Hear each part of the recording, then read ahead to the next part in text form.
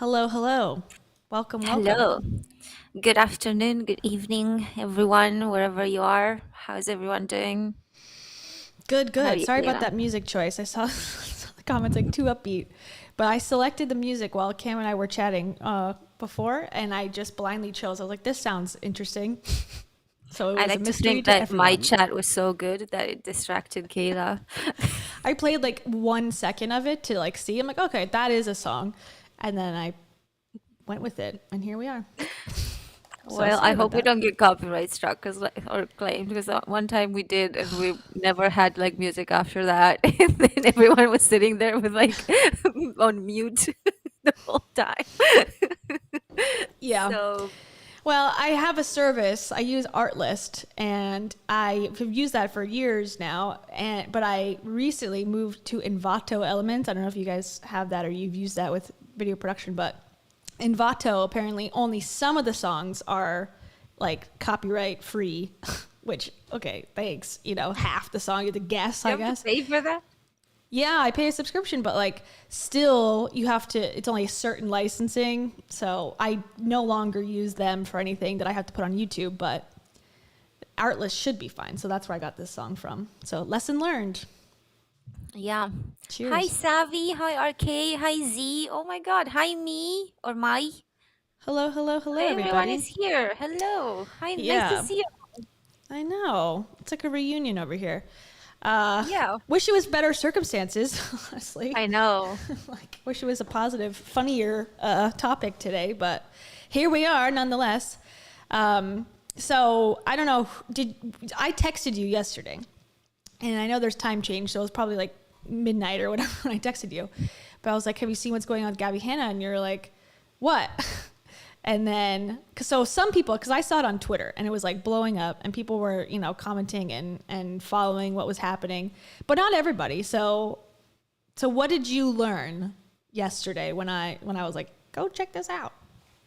So Kayla texts me every time this happens, like it would be like nighttime for me. So I'm like blissfully unaware, totally asleep. And I wake up and it's 7 a.m. And I literally like got the wrong pill this morning because of it. Like instead of Oh taking my no! actual pill, I took a melatonin. So I was like the whole morning I was like sleepy and stuff. Like, why am I tired? Like, oh, But I but she texted me. She's like, "Oh my god, have you seen what's happened with Gabbie Hanna?" And I was like, "What? What did she do this time?"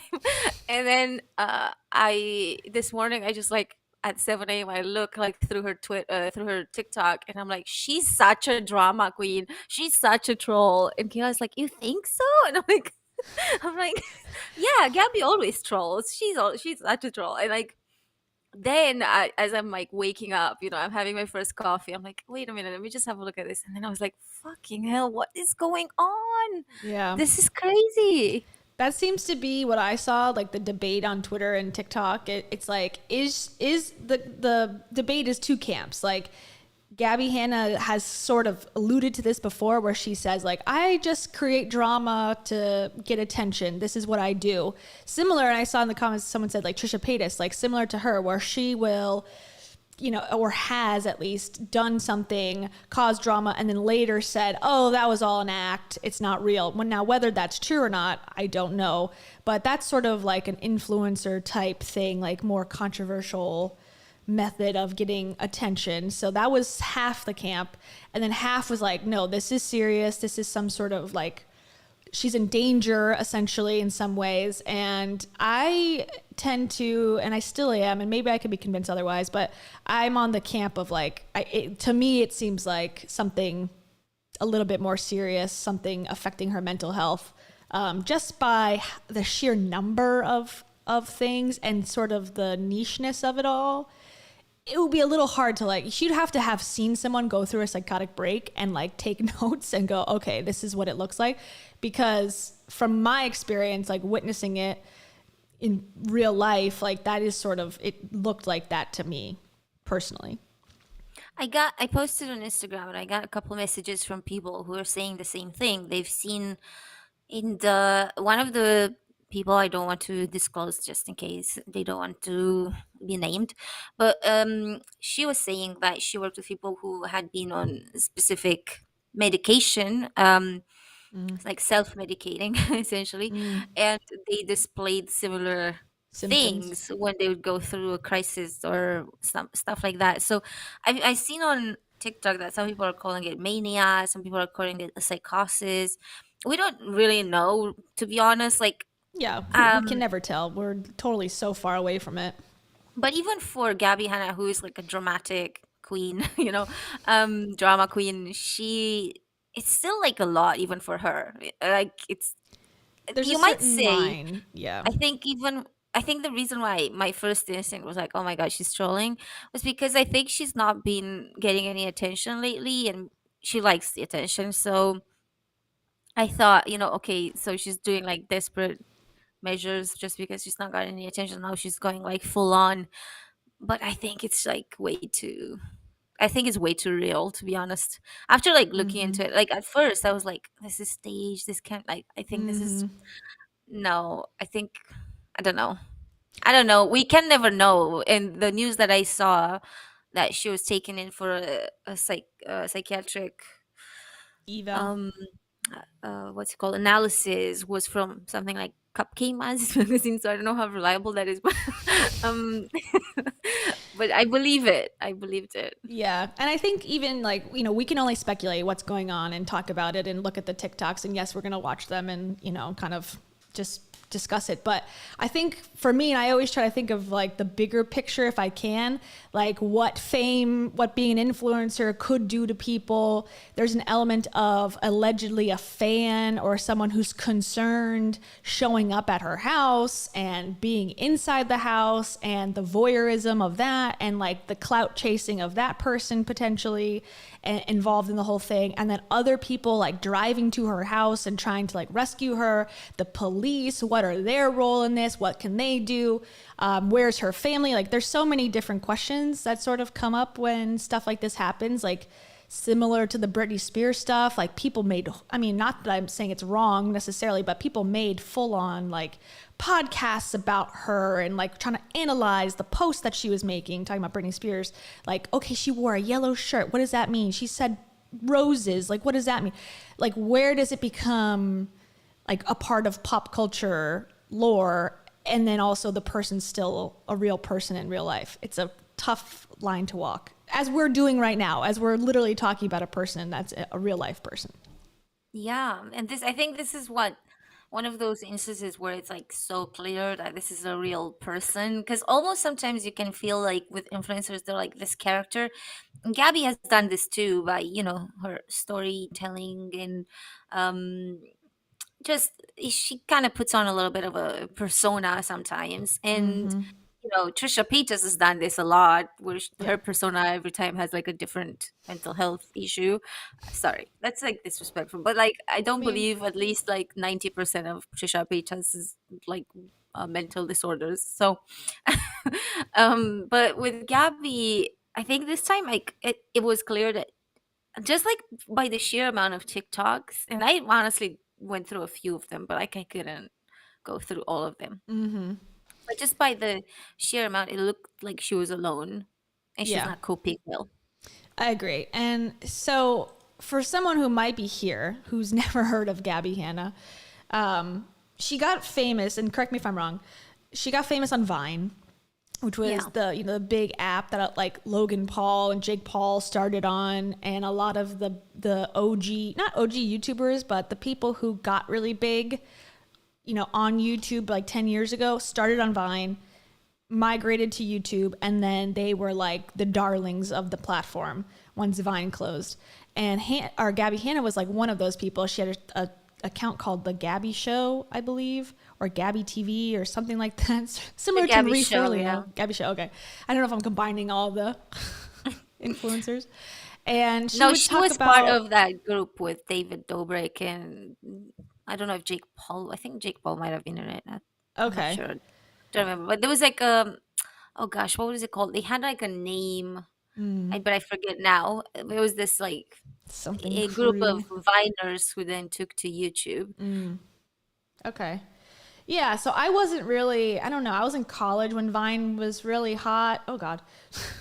And I don't know. I remember like it being sort of, she was like a comedian, or she was sort of like funny, and she was kind of like a all-American girl, you know, teenager, and then she had this big success, and then people, you know, as they do, started to pick on her online and say she's got a big nose and she's not funny, and that whole thing that happens. And it seemed like when, you know, YouTube takes its course after a certain period of time, the trends change. She started to kind of fall out of favor, perhaps with like views and kind of being relevant. And that's where I started to notice sort of like the downfall, or like the problems started, or like this sort of attention stuff. Is that right I too? think it was basically okay. I remember it was called the Vlog Squad. Oh, The okay. vlog, it's Yes. part of the Vlog Squad with David Dobrik and stuff. And I, they obviously they took to YouTube and they started to do things. And I think that Gabby and them had some sort of fallout, but she never Mm, really talked about it. And too I think much. once she left the Vlog Squad and she was no longer in that group, because they were constantly like pushing each other's content, you know, they were always in Mm-hmm. each other's vlogs, so they were like cross promoting throughout, like the 6 7 of them. I think Trisha Paytas Together. was in the Vlog Squad too. So Mm-hmm. when she left, that's when, you know, obviously she wasn't getting the same views anymore, like she wasn't being pushed to the same amount of people all the time. And she was almost this close to speak about it when David Dobrik was canceled last year or Mm, 2 years ago, I don't know. last year I think. He's canceled He like was all the canceled. time and then back. Yeah.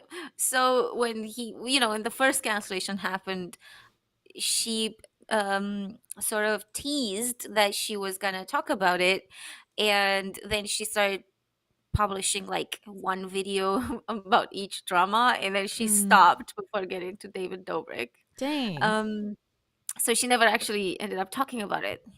Hmm. But I would have loved to hear, because like everyone speculated for so long that there was a fallout there, and Yeah. we don't know anything about that. Hmm. I wonder if there's some sort of legal issue, or like, you know, NDA or something where it's like, don't, you know, Yeah. don't talk or about it. But Or maybe that's her, like where she drew the drew the line, because she's been pissing off everyone, all of her online friends. It's just, you know, maybe she drew the line at Dobrik. maybe. I feel like there's a certain thing where it's like you become your worst nightmare. Like you join the platform, you become famous on social media and people adore you, but then there becomes a point where you're so exposed to everybody that your fans, the people who don't care about you or don't like you, outweigh your fans at a certain point, because there's just so many people in the world that it becomes confusing, because you're like, I'm so successful, like what happened, what have I done wrong? And it's so difficult to maintain a career for longer than like 5 years as an influencer or as a child star, as we've seen. It's so hard, but people think like they're the exception, like, oh, I'm gonna make it, you know, longer. Mm. And really, it's the people who can withstand being canceled, because look at Logan Paul. He's been canceled so many times, Jake Paul, and they, you know, I don't like them, but they have reinvented themselves several times trying to make money, and they sort of have succeeded. David Dobrik, same thing. He's still got a podcast, he's still got a platform. Like, you have to like be able to withstand like heavy hatred of you. I think even Mm. Trisha Paytas still, like, you know, gets views and stuff, because like if she was really to take it all to heart, like what people say, I mean, there's no way she could be public anymore. But some Yeah. people, like how I would be if like I got the amount of hate or, you know, like negative feedback, I don't think I could handle it. Probably I'd be like, nah, I don't mom. know. That's a lot of hate that Gabby has gotten. And then some of it was deserved, but some of it was really not. Mm-hmm. Some of it was really not. Like the stuff with Rice Squad. Rice Squad? Is that his name? Rice Rice Gum. gum, yeah. Yeah. I don't know about That that. was not, you don't know. So he essentially, she was, this was a long time ago, but she was vlogging something, or like being on Snapchat snapping, and he was there, and I don't remember exactly, they had the little thing where she was like trying to push him to do something, and he was like, I don't want to be in it, and then he took her phone and smashed it, and then she Oh, took that was her her. phone back. Yeah, and she went Oh. outside, and she was talking about how he, you know, was violent, whatever. And then he made a song to trash her, and everyone was like on Rice Gum's side. I'm like, okay, but he was still fucking almost violent. Like, I don't Yeah, know if I think he was. I think he grabbed her arm, and obviously she must have exaggerated when she retold the story. But then, sure. still, like he did that thing. But for some reason, the entire internet was like, "Yeah, Gabbie Hanna sucks." Ugh. I Like remember that. No that. I one. remember that. It was like, oh, because she was trying to get the camera in his face and this was like a private party or Yeah, something and people were like, oh well, she shouldn't have done that. It's like, yeah, but he shouldn't have smashed her phone. Is that the first yeah, like, response that you give? yeah. And for some reason, I don't know. Like everyone hated on her then. Interesting. I'm trying to look for that video because I remember it and I was like, ooh, okay, Gabbie Hanna. I see diss track. Oh my god, I didn't hit her. Oh my god, can you imagine that happening today? Your diss track being I didn't hit her when there's literally a video of you hitting her phone at least. Let's see. Oh wait, Is you don't that hear it. no? Stand by, everybody. Technical problems. Not really. Okay, now I should be able to hear it. Somebody sent me this Yeah. mug, and it's supposed to turn into fossils when you pour something hot in it, so we're gonna see. I love dinosaurs. Here we go. I don't think this is the video. This is like the lead up to the party. Oh, maybe a little. On my lips. This is 2017. Kind of like, believe you. Ugh, why do they do this to me? Rice Gum is here, and I know that I wanna challenge him to a battle, but I know he won't do it. And it's Alex's birthday, so I don't wanna like ruin the party. You know what I mean? But honestly, if Rice Gum ever wants to like live freestyle battle, like drop a beat right now, bitch, I'll murder you. Hey, Rice Gum, I just challenged you to a live battle on Snapchat. Would you do it? No. Live rap battle. Why wouldn't you do it? No, I don't want to do it. Alright, so Rice doesn't have his ghostwriter today. It's fine. I think we can still battle. I think we're good. No? You don't want to do it? Okay, so update. Sorry if it looks like I'm crying. Rice Gum didn't think that joke was very funny, and he hit me in the middle of a party and shattered my phone. I can show you that in a sec. I'm standing out on the balcony so that it doesn't like make a scene. But like, he literally like, everybody's like, did he hit you? And I was like, yeah, he did. And my phone is broken, the screen is broken, the back camera is broken. So I need to get a new phone. Here is my pop socket in my hand. Okay, so thoughts on this? I mean, I don't. It almost kind of is a foreshadowing moment, I feel like, to what's happening now because she's outside. Okay, this thing happened. She brings the camera to his face because that's how she interacts socially. She's got to have the camera, like, hey, Rice Gum, like, hey, what's up? Now, I think that's kind of annoying too, but not worth or not acceptable to, hurt, hit, smash your shit. That's not okay. But it shows kind of like maybe her mindset of like socializing. It's part of the digital space. Like, okay, I'm going to ask him a question, but I'm going to do it with my followers watching, or I'm going to make it a part of my content.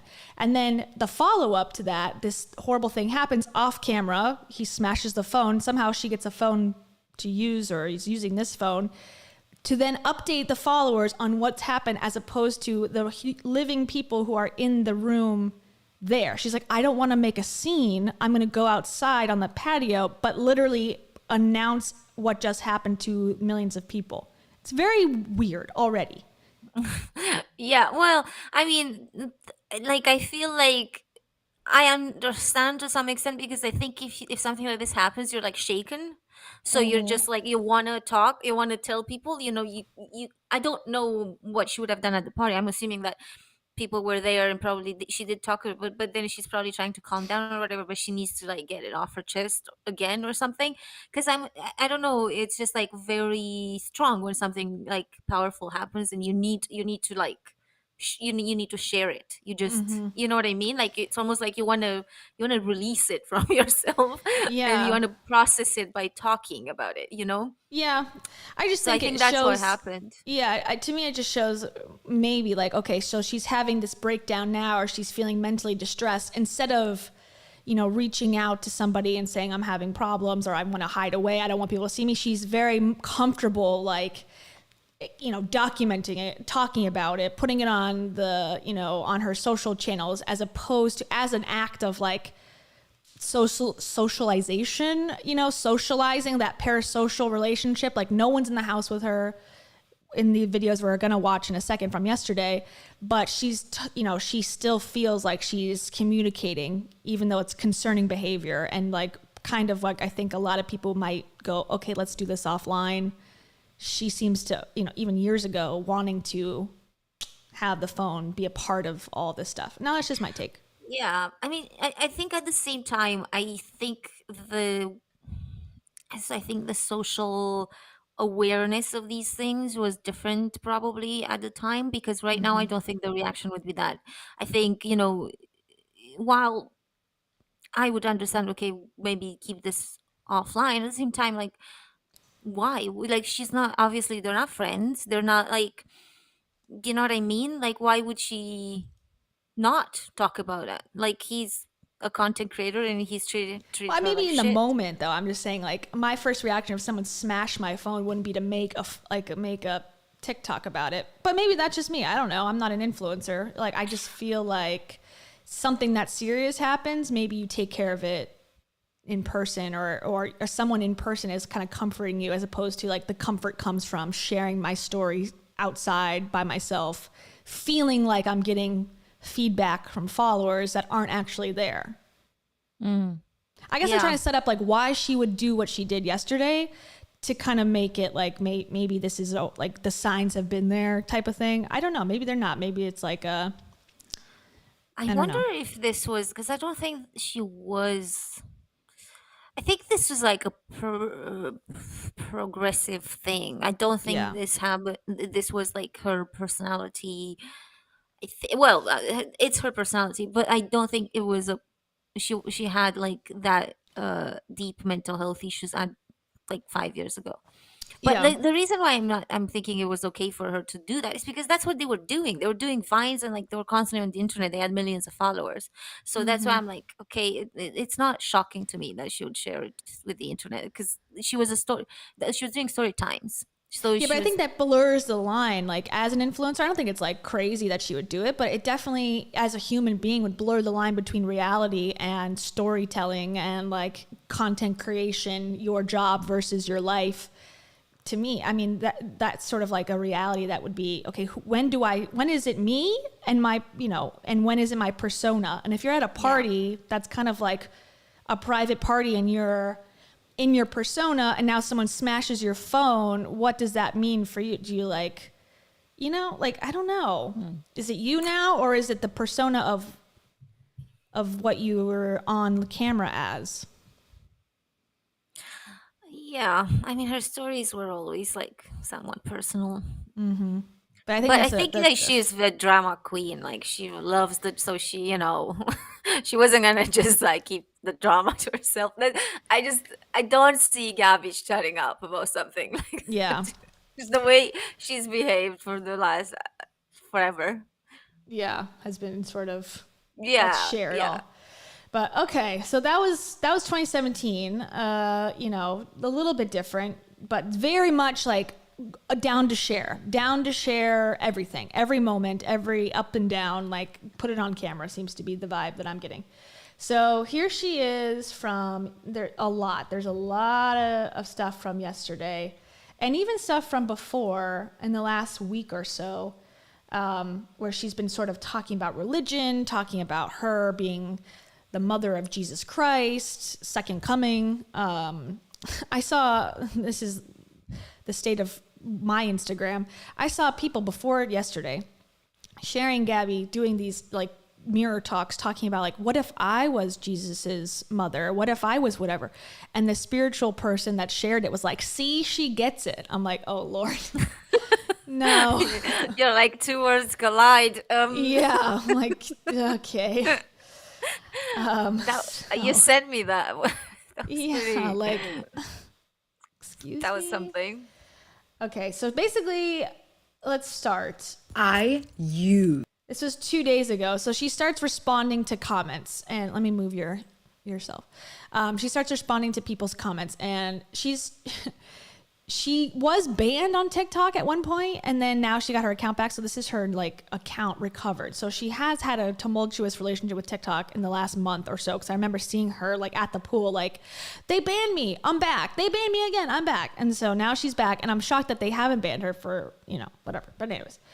Okay, so someone says, because she has every resource available to her to get help and refuses to do so, if she won't help herself, why should we care? Okay, here's her response. Every single resource that was given to me, and that's why I am so successful. When I say successful, I'm not talking about my job. I retired at 30, just like I said I was going to when I wrote it in my journal as a fucking teenager. Praise Jesus! We get everything we want! We get everything we want! My plan was to do everything in my 20s so I can enjoy the second half of my life and dedicate it to saving the world instead of myself. Yeah, here we go. Open your eyes. God has blessed me because I made all the right wishes. And now it's my burden to help you ungrateful. I feel like, not to bring this back to like the content that I talk about constantly, but like, this is the fucking problem, I think, with some of the rhetoric that I hear about manifestation, low vibe, high vibe, you are your thoughts, you must find purpose. Those types of topics that we talk about and go, yeah, like that's annoying that these gurus keep saying this. If you're not in a healthy state of mind, if you're a vulnerable person, if you've gone through whatever, and you start to really think and believe in your heart that that's true, this is a possible outcome where you think like, I was given all of this success because I put it in my journal when I was 12. So therefore, I am powerful more than the guy down the street whose dreams didn't come true. Now I'm going to save the world. And yes, that's a big leap, but I think this is what I'm scared of when I start to see these spiritual coaches take on anybody and tell them, oh, you're the most powerful thing in the world. It's scary. Yeah, and I think with Gabby, she was also relatively young when this happened. When she got super successful, like right off the bat with Vine and then with the Vlog Squad, and they're making money. And so it's kind of, Yeah. you're like at an age where you're impressionable. You're like easily going to believe your own hype almost. So Sure. if you do that and then it's like imprinted on you that, oh, I've done it, then you go through the later years of your life believing you've done something, like, do you know what I mean? It builds your, I don't know, whatever wiring in the brain. I don't know, not to speak how not to Yeah. speak like self-help gurus at this point, but but that was also like very Rachel Hollis. I have this success because I worked for it. Like, oh, okay. But that becomes the toxic mindset. But if it goes too far, if you start to mix in drugs, if you start to, if you have a underlying mental health condition that you're not aware of, and then you start to like eat this content up, which is served to you through social media when you are at vulnerable points of your life. If you're searching stuff, we heard about that with Teal Swan. If you're searching like life is meaningless, oh, a Teal Swan video pops up, and then you're down that rabbit hole. Like, all of these things are connected, and not in the crazy way where like, I'll play that video where she's like, oh, my church website says find the treasure. That means I'm on a treasure hunt, and I went to my backyard and I found this berry. Like, it goes, that's not what I'm saying. Like, that's taking it super, super far. But when you start to look for signs and the universe is guiding me at every single thing, it can become pathological. I wonder if she was high. I wonder if she was like, she smokes weed. She smokes weed a lot. I wonder if she was just, you know what I mean? Because she does not seem sober. Like, she does not seem drunk, but she doesn't seem but that's a hard thing because, like, okay, so my dad has bipolar disorder, and everyone always thought he was on drugs too, and he wasn't. He never did a drug in his life that I know of. He drank alcohol every so often, but he was pretty sober, and he would say shit like this, like, I'm Jesus, I'm friends with, you know, Bob Hope. That was his big thing. I'm gonna write an album. Like, he was just saying random shit, and the longer he wouldn't sleep because he was in a mania state, the longer he wouldn't sleep, the more delusional he would become.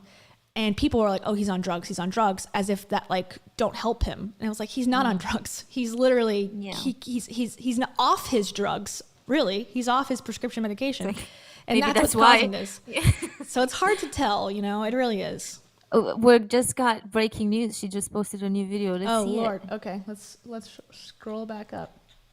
Oh my God. Oh, a couple. Okay, 2.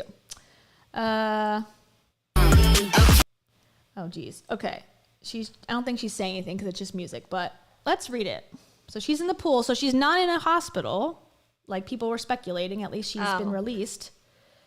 If she was. Oh my God, I cannot read that. I feel like nobody, would they release someone that quickly? Like, well, they can only hold you for 72 hours if there's a threat. But you can sign yourself out if there's not. Like, if they say, like, no, she's you can be insane and be left into society. Like, you could think, like, I'm Jesus's mom. Like, they're going to let you out as long as you're not going to hurt yourself or hurt someone else. There's really nothing they can do. Let me read it on my phone so I can actually see it here. Okay. All right, it says, yesterday, a man came to my door asking for my restroom. I'm just going to play it on, low. Yesterday, a man came to my door asking for my restroom. I was on the phone with my hometown girlie, so I let him in. I had him say his name out loud and pointed out it was so lucky my friend got to join us in prayer on the phone. I offered him some coffee. He didn't drink any. He must have realized that he'd be leaving behind DNA. Luckily, he still left me his fingerprints, his face, and his name. I was then cuffed and detained by 5 officers who busted into my home through the back door because I exercised my free speech and religion. Then they sent 2 psych evaluation specialists who almost dragged me off to a hospital, but luckily I'm smart, educated, kind, and brave. If he was going to attack me, thank you, my God, for giving me the honor of taking that bullet. My faith in you, my Lord, is why I will always show kindness to a stranger, because God saves no matter what. Even if I died, #save the world or die trying. I keep trying to tell y'all, believe me or don't, only women come twice. And that was posted 11 minutes ago. Oh boy. What an end. Yeah. What an end. Sorry, but Gabbie has always been entertaining. But, yeah. Okay. And then So hold on a second. Okay.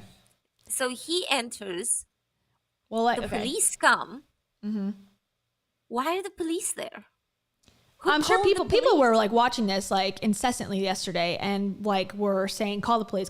So I'm sure they had many calls on him and also on her because she was acting erratic. So let's look at this one. She was in her house. I mean, I would understand, okay, getting a psych evaluation, but I don't understand. Like, she was not doing anything dangerous. Well, she let this stranger in the house and people were concerned for her safety. So did you watch any of those videos? That's like the big crux of this conversation. Yeah. So, I watched the one where he entered the house and like Okay. a couple ones that he posted where he was filming her house for some reason. Inside.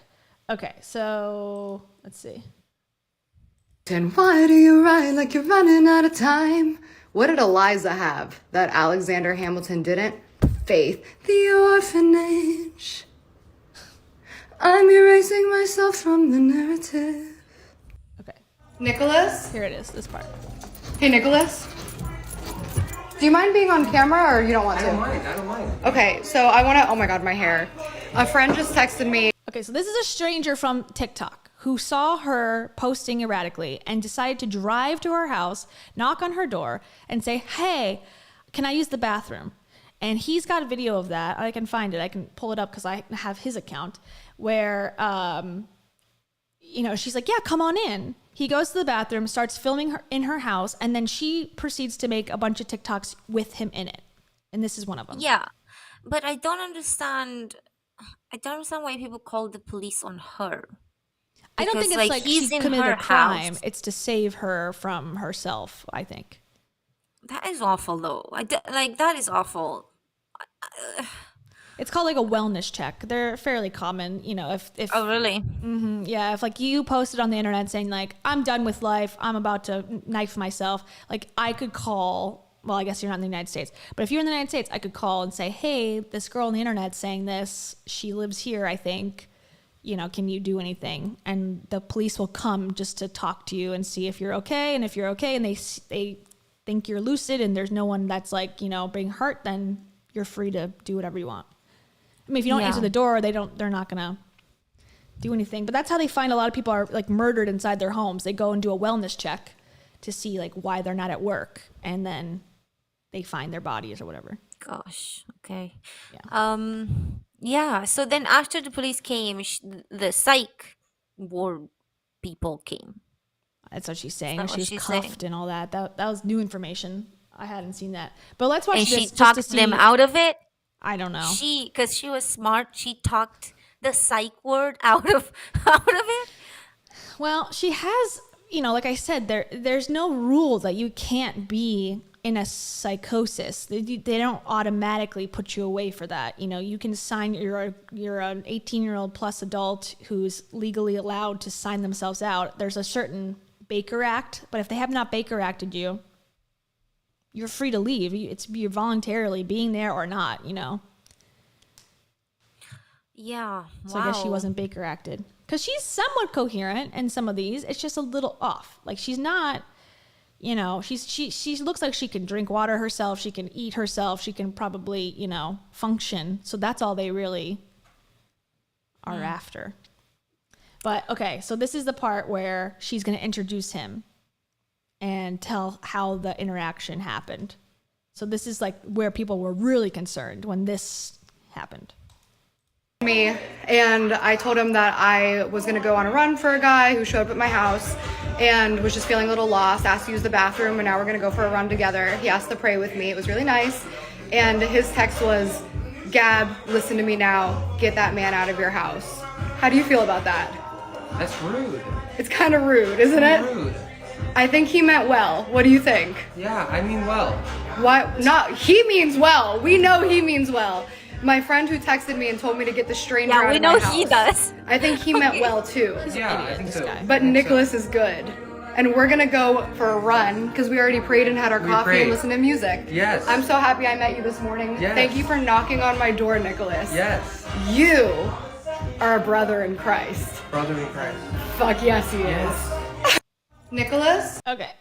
So that was the first interaction. And within a couple hours, you know, she was like, get out of my house. Like, get out. Because I guess he made it seem like he didn't know who she was, you know. And so then when she found out, like, oh no, he's like actually filming all the, like, you know, and he's immature. This guy's an idiot. I hate him. He looks young. He looks very. I Super don't know young. how long. Let me He pull up looks like his 20 TikTok. at tops. Yeah, I have the videos on here, but let me pull up his TikTok. I think he did it for clout. You know, he saw a moment that he would be like, "Oh, I could be famous, or I can go like, you know." He recorded her. I've decided to call the collection Danielle Bernstein. That's not it. The name was extremely important to me. Sorry. Every time I open TikTok, it opens on this random video that I've already seen. It's interesting the way that people. I don't know how it works here. I've never heard of anything like that, of calling the police just because someone is like, you know, throwing a fit or something. Well, they were gonna call the police on the meal prep king because he was drunk Oh well, yeah, in the UK. on live. How dare he be police. drunk at 7 a.m. Okay, here's the idiot guy who I have no sympathy for. No offense to anyone who might like him, but This guy was like, I just saw that Alexander- everyone was saying that somebody should go help her, and nobody was going to help her. It's like, there's a shut the freaking fuck up. reason, because you don't just go to someone's house. and it was so obvious. Like it's almost like it's like a meta thing where, you know, okay, back to that 2017 video of Gabbie showing rice gum and whatever, and there's a whole dispute, and like she seems to want to include the camera with everything that she does. Okay, so now there's this guy who's showing up at the house who's doing the same thing to her as she's interacting with her audience. He's interacting with his audience saying, what do I do, guys? What should my next move be? How can I help her? It's so like bizarre. Yeah. That's I think that's probably why I had my first instinct was like, this is staged. Like, if she came out with that in 3 days, I'll be like, this makes the most sense. you know Now I understand that she may not have staged it, and it's like, it seems more likely that she is going through a psychosis. But it's so, like you said, it's so meta. Like, she's filming content over there being like, there's strangers in my house. He's like, oh my god, I'm in Gabbie Hanna's house. It's like, what is happening?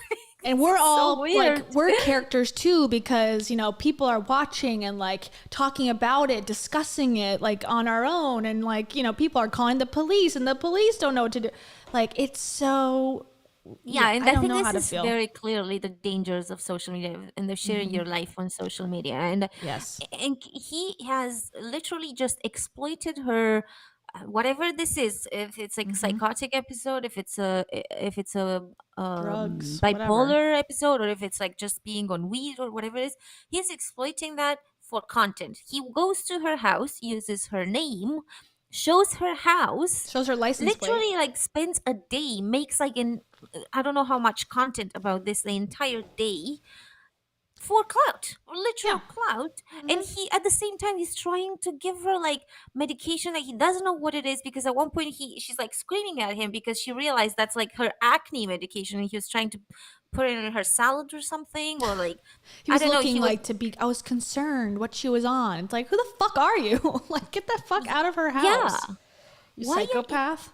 But like, why he is is he right, trying because that? people were, and then he was answering questions from his audience that was pissed at him, saying like, you did wrong. And he was like saying, no, I didn't. Like, legally, I, was invited in, which is true. So he's like, covering his ass by saying like, I was invited in.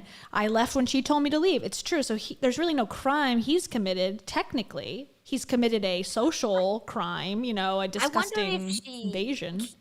If she comes out of this and I wonder if she can sue for like stalking or something, because Maybe, like this but is, she let him in though, so there's really no case. I mean, the case is gonna be dropped. She could try, but I think it's sort of null and void. If he broke in through the window, yeah, totally. But you let someone in your house. Yeah. Any defense attorney is gonna say, what crime is it to let a friend in? Like, you can. It's her choice. I mean, it's just that she was like, it was under false pretenses. He was lying, like he was like, I need the toilet, and then he stuck around for like hours and hours and tried to give her pills and stuff. Yeah. Well, okay, let's watch a couple more of them to see. And this like, is the all on progression. video, by the way. Like, this I is know. insanity to me. It's Like, crazy. you can literally go to the police and be like, here, look what Yeah. he tried to do. Like, I think it helps him though, honestly, because he's like, I'm filming for my own protection. It's like, okay, that's ridiculous. But I think he's right. Like, she was making it seem like, you're welcome here. You're my friend. Like, hang out with me. We're gonna go for a run. So you could say, well, he's taking advantage of her, but I don't think any criminal act was done technically. no, not technically, but I just wonder if the whole exploitation of her mental state is a big factor in this, because he went in with like, she's not okay, I'm going. Sure. Like, so while he is saying, yeah, I'm going to help, at the same time, he was well aware that she was not yeah. okay. And He's he said it exploiting her. in videos. Yeah. Oh, So I wonder totally. if that is a factor in this, is that she can say, look, he knew that I was not okay and he came to my house. Like, Maybe, maybe some sort of civil lawsuit, or, I think just like, this guy's never going to have a career as an influencer, despite what he might want, you think, because at this point, like, after TikTok has pushed Andrew Tate and That's like, true. people like that, I'm like, Who knows? yeah, I think just do all the worst possible things and you will become someone with billions of views. Like, yeah, Vlog yay. Squad type part 2. I mean, he definitely has more views than he's ever had before, so, but okay. What kind of views is he getting on this? I mean, he only has this. He has one other video other than, and this was yesterday too, which is sort of sketchy that he just made this account yesterday, allegedly, or deleted everything else before it and then did the Gabbie Hanna stuff. Now, he could have deleted everything, or is this some sort of like very elaborate staged event? You know, Yeah. it does put a little bit of a... I have reservations about this being fully real. Yeah.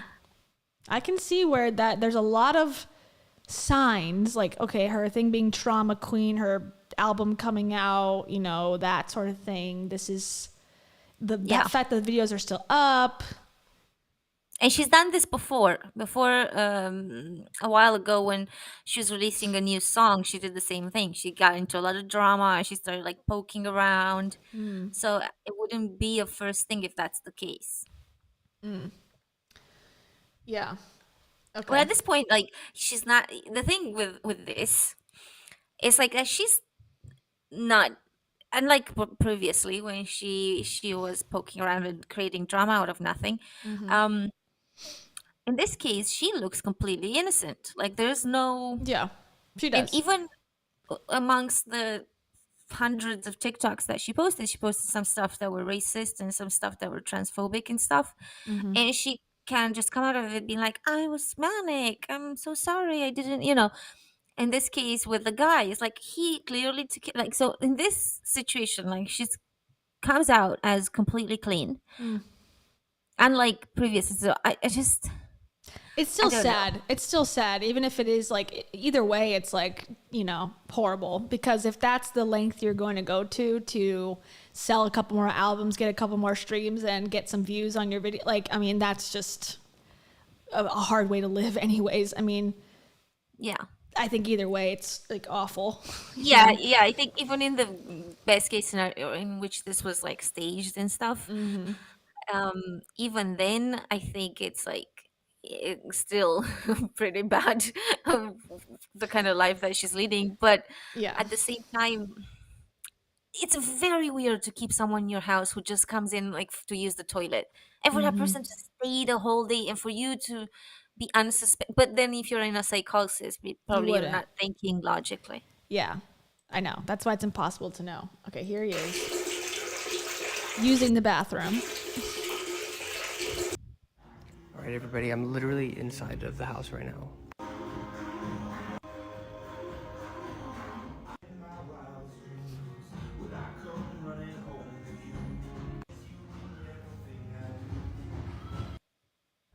All right, everybody, I'm literally inside of the house.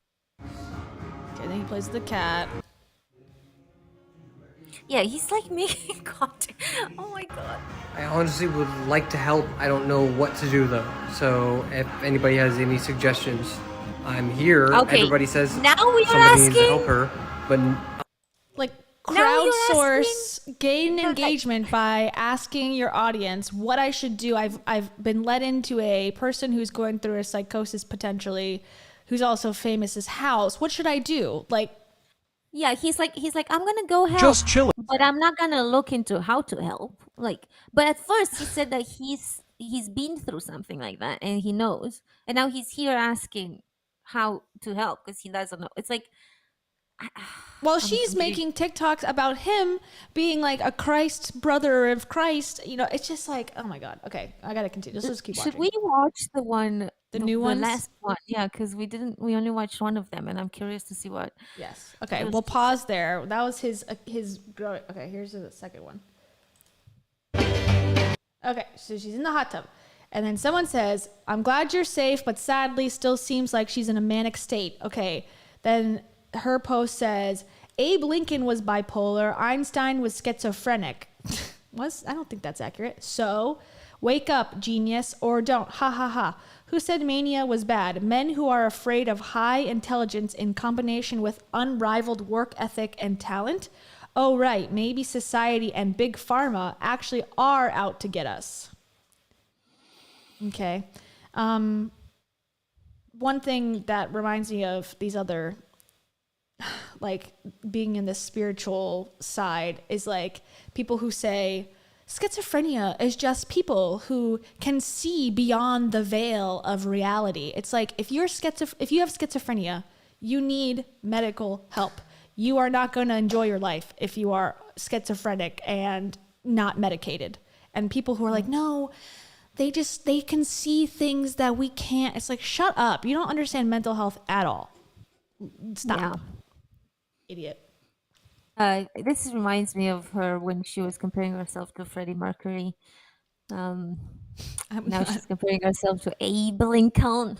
Abe Lincoln was depressed. I don't remember him being bipolar, and I don't believe that Albert Einstein had schizophrenia. Hey, the truth has no place here. Okay. Okay, good. And then this is the last one posted 8 minutes ago. Let me read it on my phone because I can't see it as good here. Hold on. This is so weird. This is so weird. It says, it's a little sexualized, just FYI. It says, someone asked me if I was on meth yesterday, as if I'm not the healthiest woman on the earth.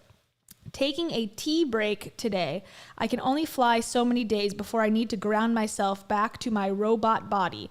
Oh, she doesn't drink and she doesn't do any hard drugs, and she has degrees in psychology, communications, and economics, and she has her own home bought and paid for, and she has a healthy life-work balance. Fucking crucify her. Burn the witch. Burn the witch. How dare this woman want to heal the heaven and the earth? Ash Glenn. I don't know what that is. No, and then someone in the comments says, this is sad. And then the next comment is, does anyone think this is calculated? I am kind of like, I'm about to go. Yes. That's the conversation everyone's seeming to have. So clearly she's not okay, but she is somewhat herself. Like she always thinks she's like so smart and she always thinks she's like, everything's a strategy. Do you think the girl with the big nose, like posing with the big nose in front of the camera, like doesn't know what she's doing? Like, don't you think that's sort of like that? Don't you think that's like a defense though? Like that she is embarrassed that she has a big nose, or she doesn't like it, and she is like sort of self-conscious, but she's trying to like, it's like when your parents tell you like, oh, if someone makes fun of you, just tell them, I know I am, but what am I? Or, oh, they're just jealous of you. Like, but deep down, you know that what they're saying about you is sort of true. Yeah. No, she knows, but she was saying that she's using that for clout, essentially. Like she's capitalizing off of it by posing in a certain way or whatever, because she knows that people are going to comment, and the hate is still essentially going off of that idea of all publicity is good publicity, bringing Kim Kardashian here, and all of the other problematic people. I'm all that's about what I think. Sorry, go ahead. No, go on. I was going to say, I'm all about like, taking back your power. If someone's going to say like, you're fat and ugly, like to be like, okay, here I am. Like, I'm going to take advantage of everything that you say and do, I don't know. I can kind of get behind that, but yeah, exactly. Yeah. So I think this is it's reminded me of that moment when she was talking about that, because she's making this like, oh, you think me with like 3 degrees on the psychology, like magic, what did she say, communications and whatever, I don't know, and then she's like going in through like going to talk about Jesus. So she's like, well, it's inflated ego, delusions of grandeur is like very common among but she seems better in these. What? What are you talking about? I know. She seems better. She seems better than yesterday. She hasn't talked in them, that's why. Oh, maybe. You haven't heard her voice. Okay, let's finish the sequence of the dude coming in the house, because that's the biggest thing that happened yesterday. Okay, so here's chilling with Gabbie Hanna in her room. Like, I don't know where she is during these TikToks, but okay. Oh, I just got back home. And now this is afterwards. Actually, okay, let me go to hers now when he gets kicked out of the house. Oh yeah, that one is fucking crazy. Which I believe is this one? Yes. I know you know who I am. Come on. So after they spent like at least some time together, she's switched outfits. Now all of a sudden she's like, okay, get out. Okay, here we go. By the way, Nick, Yes. I know you know who I am. Come on. Why did you lie to me this whole time? Why did you lie to me? That's for my acne, you dumb cunt. Get the fuck out of my house. Now. Now. Now! By the way, Nick. Yeah, he's touching her medication on the counter. He's like looking at it and like holding it and whatever. So that's what happens. Apparently he leaves and then he goes home and records this immediately, of course, because, you know, you can't leave the viewers waiting for answers. Yeah. So someone says, has she eaten, drank water? If not, get her some. Make sure the cats have food and water. Ask if she's talked to friends and family. So I just got back home and showered after everything that happened, and I wanted to address some of the comments. Like, yeah, I was trying to get her to eat something. I was trying to get her to drink something. You can see in some of the videos that she posted, I was giving her the water that she gave me. I was looking at the medications that she had. Maybe if I could try to like get a medication into her body that would help her come out of the psychosis. I've seen it before. I've had friends. I've dealt with it before. So honestly, was just trying to help. So I just got back home and showered after everything. Again, like this also brings up like, you know, this person, I don't know who he is, whatever, but like, can you imagine someone, let's talk about Dave Hollis and Heidi Powell. Like, okay, they have these followers, these people who are like going and paying $5,000 to go to their mastermind or whatever. Like if Heidi goes, I'm unstable one day, and then someone from the group shows up at the house, it's like that parasocial relationship where they feel like this is my real friend. They told me I'm their friend. I'm going to help. It's like the lines are blurred on purpose to sell shit. But then when it's taken the wrong way, now you're showing up trying to get that person that you love and care about through the internet medication. Yeah, the medication thing was strange. Like, that's probably the strangest thing out of this. Like, I can't imagine someone like coming in, taking my pills and just like trying, like, what? You wouldn't even know what they are. Like, there's so much medication out. Like, unless you're like a pharmacist or like a doctor, how would you know which medications do what? Like, I could never look at someone's medication cabinet and be like, I know this, that's this. Like, I mean, I would probably know one painkiller. That would be it. And you don't know if she's taken it already today. Like, first of all, it's so ridiculous that it's like, I just think like, is this a fan who thinks he's doing right because this is the world that he's grown up in, where people say, I love you and have never met you before on the internet?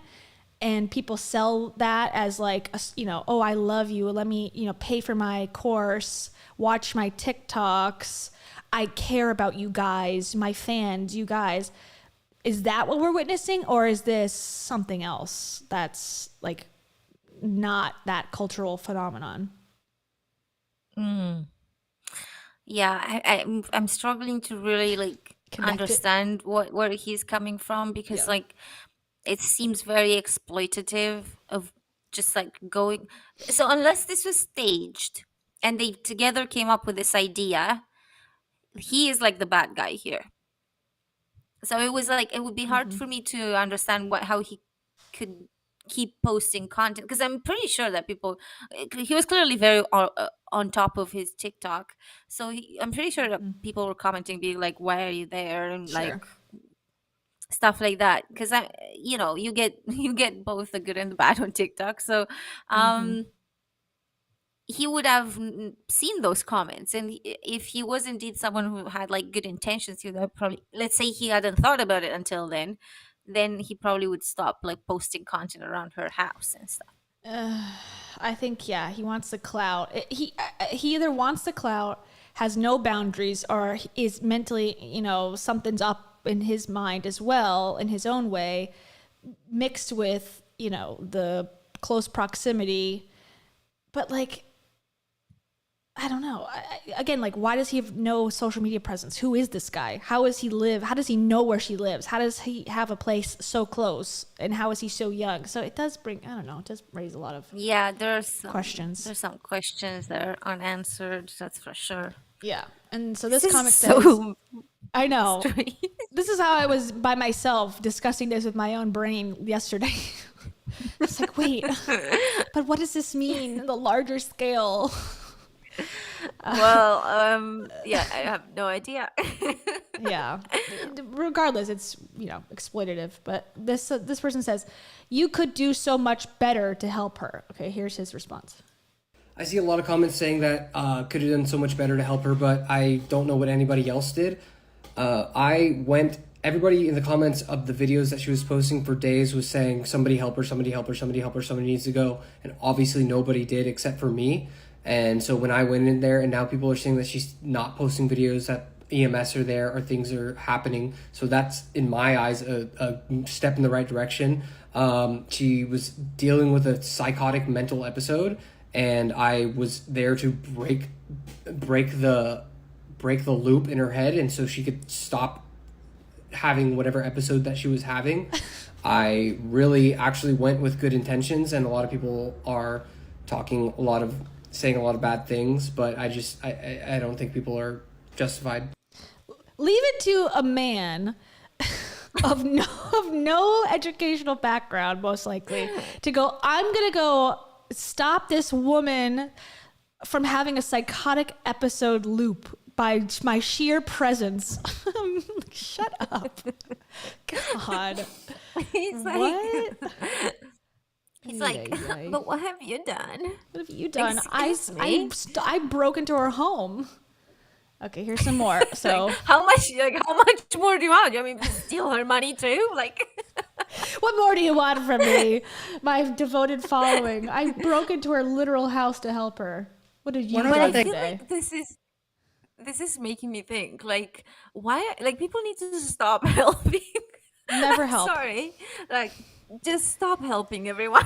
Like, you're done. You're done. help is helping not Gabbie. helpful. Gabbie Yeah. needs to help herself for a second, and nobody else needs to help. Yeah, agreed. Okay, here's from 5 minutes ago. It says, I what like that are this is breaking news. breaking news, everybody? I love it. We're watching this live, so this is a very unhinged Cringe-Fluencers episode, so apologies. What are you all so scared of, boo? Thank you, officers, sincerely, and thank you to everyone who called in concern. Your prayers are working. Do you see it? Do you see our vision? The vision?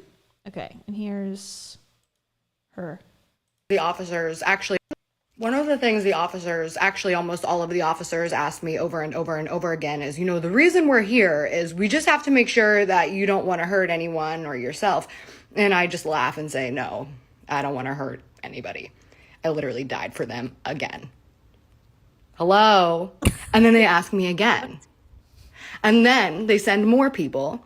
One time I was in the shower, had to come out, was standing out on my porch, fucking dripping wet in my towel. One time I was at Trader Joe's, they asked me if I could come home for them to make sure I was okay. They come at 4 a.m. and I keep telling them I'm fine. They say, are you okay? My life is a constant state of vacation. I'm enlightened. Are you okay? Why are you concerned about me? Oh, you're concerned about yourselves because Jesus was a radical, barefoot, Middle Eastern refugee. What? One of the things the officers... Okay. The one thing that I'm going to say that I find so bizarre is, like, what she's saying is obviously crazy, not necessarily coherent or logical.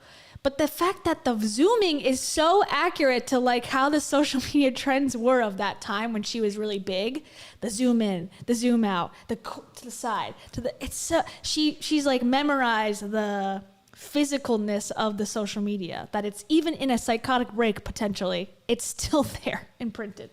It's interesting. I think she's not in it anymore. I don't know. But look at that. Like, this is very Actually, almost all of the... Sorry. I don't know. I'm just shocked that she's posting.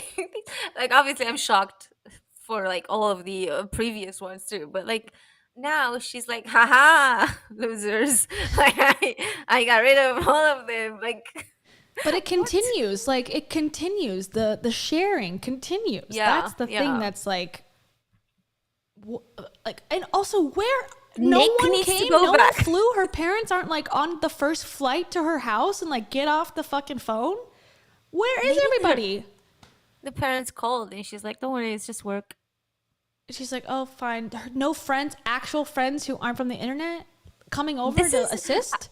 How we were talking about last time. Remember, we were talking like how it's blurred between social media and real life. This is very blurred. Like, I don't know if this is Gabbie working and making content, or if this is Gabbie actually like going through this. But would she have told everyone, all of her, anyone in her circle, like, hey, I'm gonna like lie and get some traction, don't come over? Like someone would have to know her at some level and go, okay, I don't know what's going on, let me go help. Nothing from no one? Maybe they texted her and she was like, don't worry, it's just work. Bring some cookies or something and like stage an parents, intervention. I think, was it that she had some issues with her sister, I think? I don't remember exactly, but Her sister was commenting apparently on stuff. I'll bring up that article at some point. Let me find it. She was commenting to people and saying like, we're handling it, but like, where are they? yeah, I don't know where they are. How are they handling? Like, are they handling it? It No. does not look handled at all. She's posting as we speak. No, I don't think it's handled. This one's from 4 minutes ago, probably now 6 minutes ago. Here we go. What if I were wrong? All humans make mistakes. Even if you have faith, what if I were wrong? What would be the worst thing? What would be the worst thing? What would be the worst thing if it was me? The brave, humble, kind, sleuth. What would be so bad? Look at my power, our power. I just want to share our power. What'd you think I was gonna do, nuke? You know what I mean? What do you guys think I'm gonna do? Nuke the earth? I'm not the fucking president of the United States. What if I were wrong? I mean, fair. So what? What was that? What did I just hear? I mean, I guess I get what she's I mean, saying. you like, who could cares? like, you could kill people. There's plenty of things that could happen. yeah. It's not like TikTok with this only power that one person has. But this is so bizarre. That was so bizarre. Yeah, here's the sister's response, allegedly. Stand by. Okay. Yeah. Cecilia, that's the sister, apparently.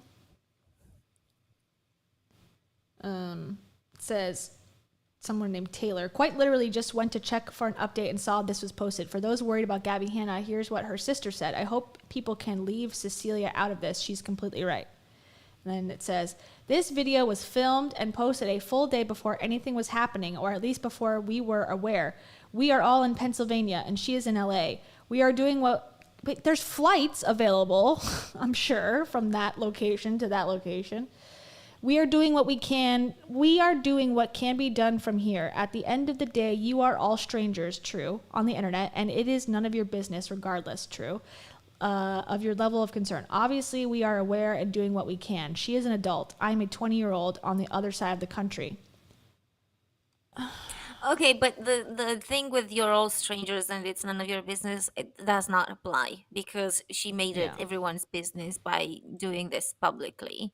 It's like it's impossible to like ask people watching this not to care. Speculate Like, or wonder. Oh, okay, we got more. We got more. Okay. wow. God bless you, officers, and thank you for your service. Can I please tell you guys that when I was like, why am I in cuffs? They were like, so you posted like 100 TikToks. And I was like, okay. And they were like, people are calling us. And I was like, so I'm arrested? God bless you, officers. And Yeah, I wonder what, I think there's more to that story. Like, they don't just cuff you for no reason. Like, there must have been some sort of, like, well, that's not true. I shouldn't say that because I'm sure that happens a lot. But, you know, I'm wondering, I'm speculating if there was more to that story of why she was cuffed before they Yeah, why would let her they go. arrest her for posting TikToks? They Like, wouldn't. They would not, yeah. So That's not, unless she started, like, you know, she was behaving in a way when they were there or something. that's what I'm thinking. But, you know, maybe she didn't get cuffed. Maybe she's just saying that. I mean, there's no proof of that either. Okay, here's another. The officers allowed me to do some stretches while I was in cuffs. I want to teach you them. They're for posture. So you put your hands behind your back, and first. And then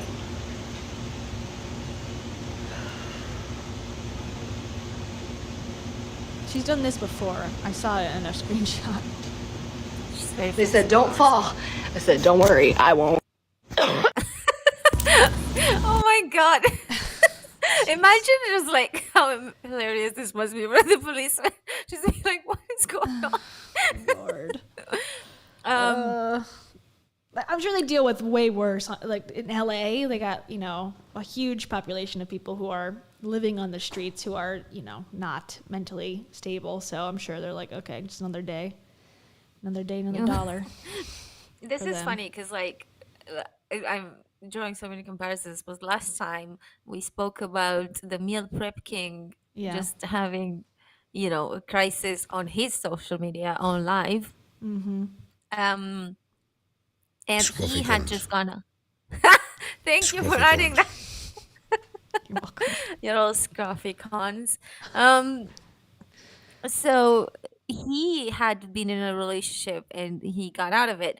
And similarly, Gabby was in a relationship until I want to say 2 years ago, a year and a half ago. Mm. And since that relationship ended, she's been just spiraling. It got pretty much worse and worse until today. So I think it's It's funny. continuing on the downward spiral yeah. today as well.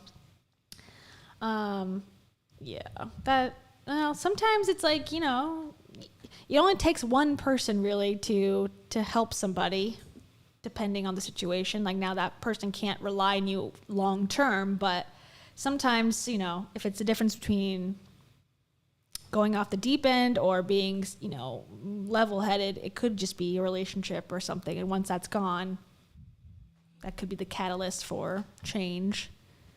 Yeah, no, of course. Like a long-term relationship ending is like a huge life event, and you definitely change. I think as a person after that. You have to, you know, you can't otherwise. But it's funny because I think both in the meal prep king's case and Gabby's case, it seemed like their partners were keeping them almost like grounded in Yeah. reality, and now the partner is gone, so they're just like off into the ether, like doing all sorts of saying all of the things Yeah.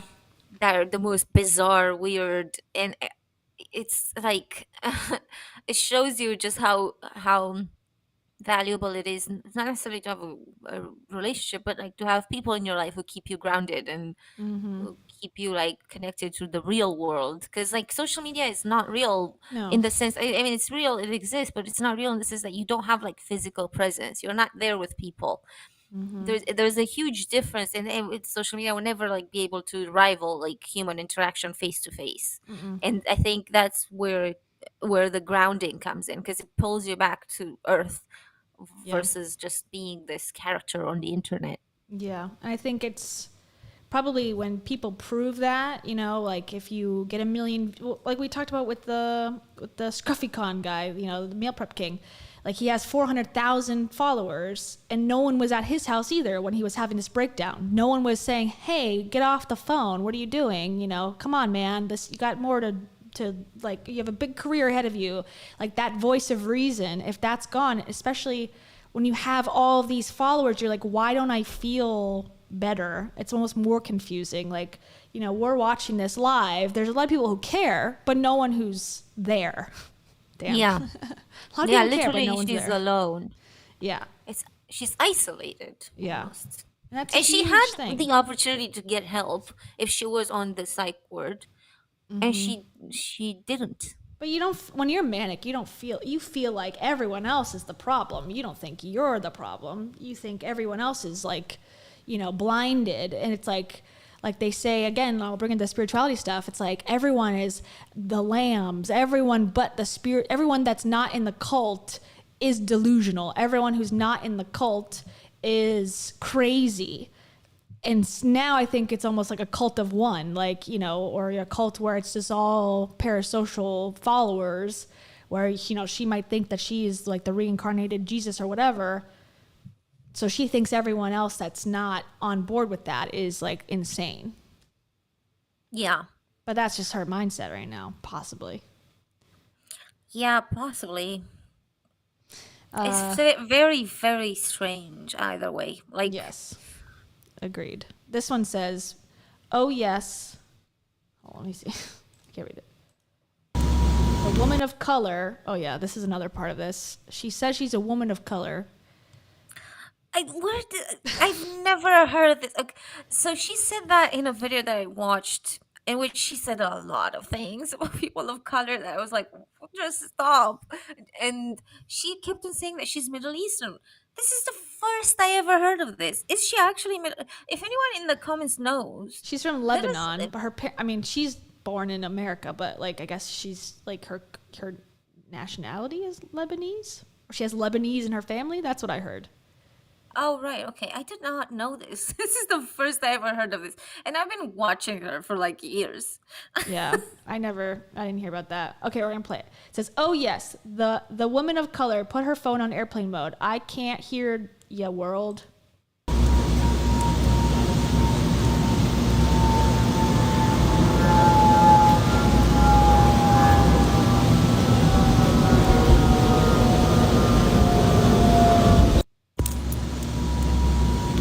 That's it, everybody, so far. Let's see. We'll refresh it just in case. Yeah, that's the last one. And they're getting views. I mean, the last 4 or 5 she's made have been in the last 20 minutes, 30 minutes, and they already have thousands and thousands of views. So. Yeah. So how is she Jesus now? Like before she was giving birth to the next Jesus, and now she is the actual Jesus. Well, we're all one. So if you are the mother of Jesus, you are also Jesus. Duh. Yeah. Just kidding. Clearly, I'm not very aware of how the whole Jesus and birthing the next one goes about. But it could be me, as Gabbie said. I could give birth to the next generation of Jesuses. That seems to be a common thread of people who are on this path, I'll say, the reincarnation thing. And it's almost like a very extreme example of why not me? Why not me? Why not me? I could be successful. Why not me? I could, launch the business or whatever. But it's to the most extreme level, why not me be the second coming of Christ? I don't know. I mean, true. Who's to say? If you believe that that's how Jesus came about, then yeah, why not you? Yeah. But what's to say that there's a second Jesus?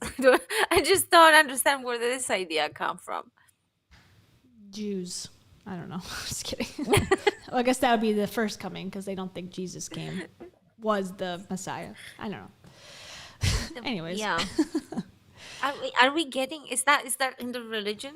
We're getting a second rapture, whatever that's called? I'm not religiously smart, obviously. All I know is Judaism believes that Jesus was not the Messiah, and he or the entity is still coming, so they're still waiting on that person. So it could be Gabbie Hanna could presumably be the Messiah, and they have certain things that that person will do that will lead them to oh, that is the savior. I don't want to be saved if she's the Messiah. If she's the Messiah, I'm fine not being saved. Thank you very much. Apparently, she's posting more. Let's watch. Okay. Uh-oh. All right, here we go. Maybe this will answer your question. Oh, Wait, didn't I see this already? Didn't I see this exact post already about the Baptist of Jesus? Am I the second coming? I've seen the future already? Like, wow. Okay. I swear to God, I saw this Maybe you exact are. post. Gabby's here like claiming she's Jesus, but maybe it's Kayla Really the me. whole time. Why not me? Yeah. Okay. Now this is, let me read it on my phone. This is what happens too. It's like reading your name, like Gabrielle Bernstein, Angel of Gabriel. Why would I be named that if I wasn't, really important? Okay, Gabrielle, descendant of Archangel Saint Gabriel, deliverer of good news to the world. Jeanette, God is gracious. Hannah, son of Saint John the Baptist of Jesus Christ, our Savior and second father, who stepped in for Joseph. Okay. Gabrielle. Jeanette. Oh, that's her name, I guess. Hannah. My birthright. My family tree. Written in the stars. Universes before we. Gabrielle. Okay, so she's explaining why her name is like, what it means. And then it says, 1, a person, plant, or animal that is descended from a particular ancestor, Shakespeare's last direct descendant. Okay, 2, a machine, artifact, system, etc. that has developed from an earlier, more rudimentary version. House music is a descendant of disco. Okay. I think we're trying to logic reason these things as if they're meaningful, and they're just kind of things that she's coming up with as she goes. Are we gonna speculate that a new album is to be dropped, or? God. But this is something that happens. So it's like it happens to women too, way more often, don't you think? Like the Britney Spears, Amanda Bynes, Gabbie Hanna. Like, why is this a trend? Is this something that what is going on? Are there men that just are ignored? Like Kanye, maybe people just sort of leave him alone. But then, if you're a woman, you get in a conservatorship. For a minute there, he was indeed spiraling too. Yeah. He was also non-partnered. Oh my God, all these things they have in common. Look, instead of talking about Abe Lincoln, Gabbie, maybe we should talk about Kanye West. He never had a conservatorship, right? He was allowed to be free and do whatever he wants, right? Which one, Abe? No, not Abe. Kanye. No, Kanye, yeah, of course, but it's very I don't know if it's I guess that women are more relaxed in being emotional or whatever. Or so they say. Men are only relaxed in being emotional when it's violence or something, but nothing too deep. It's interesting. It's very interesting. And I think there's something here, like fame. And maybe it's because of how much women are criticized for their bodies compared to men. I have never heard anyone say Kanye is a fat, horrible ogre, disgusting, his nose is too big and his, fingernails are just, gah. I've never heard that ever. It's always about he's a genius. He's a eccentric genius. But the conversation about Gabbie, about Amanda Bynes, about Britney Spears, it's always like, oh yeah, they need help. They need this and that. It's a very different conversation. It's interesting. I mean, Kanye did need help at that point too. But people weren't. But you know what I mean? Like the concern was different. People don't care. Yeah. Yeah. No one was. Well, I guess paparazzi was showing up at his house, but people weren't going to his house saying let me help you. Oh yeah, where was Nick? Where was Nick then? He was probably 12. Excuse me, Nick. Can you go get Kanye's acne medicine and just help him out through his depression? It's interesting. I don't know. Yeah, obviously women, just generally, I think society kind of loves to snark on women a lot more. I think my opinion at least. I think so. And I think, we can go back to Nicholas over here, thinks of himself as like, I'm going to, by me showing up, going to save her. And that seems to be the narrative. Like, save the women from themselves. Let the men just run wild. Yeah.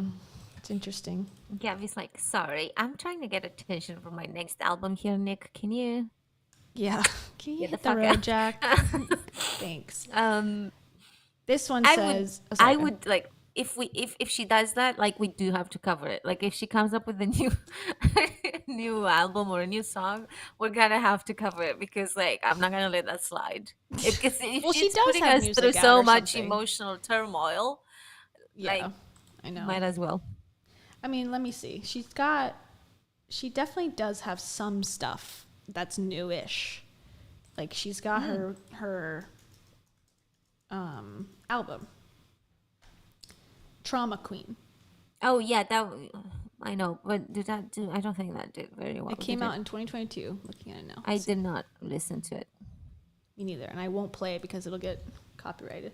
But yeah, looking at the numbers, which I'm sure will go up because of this, and people are gonna like listen to the lyrics and go, "Oh, see, like this explains everything."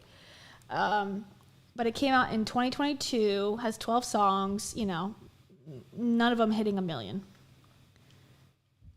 So. Yeah.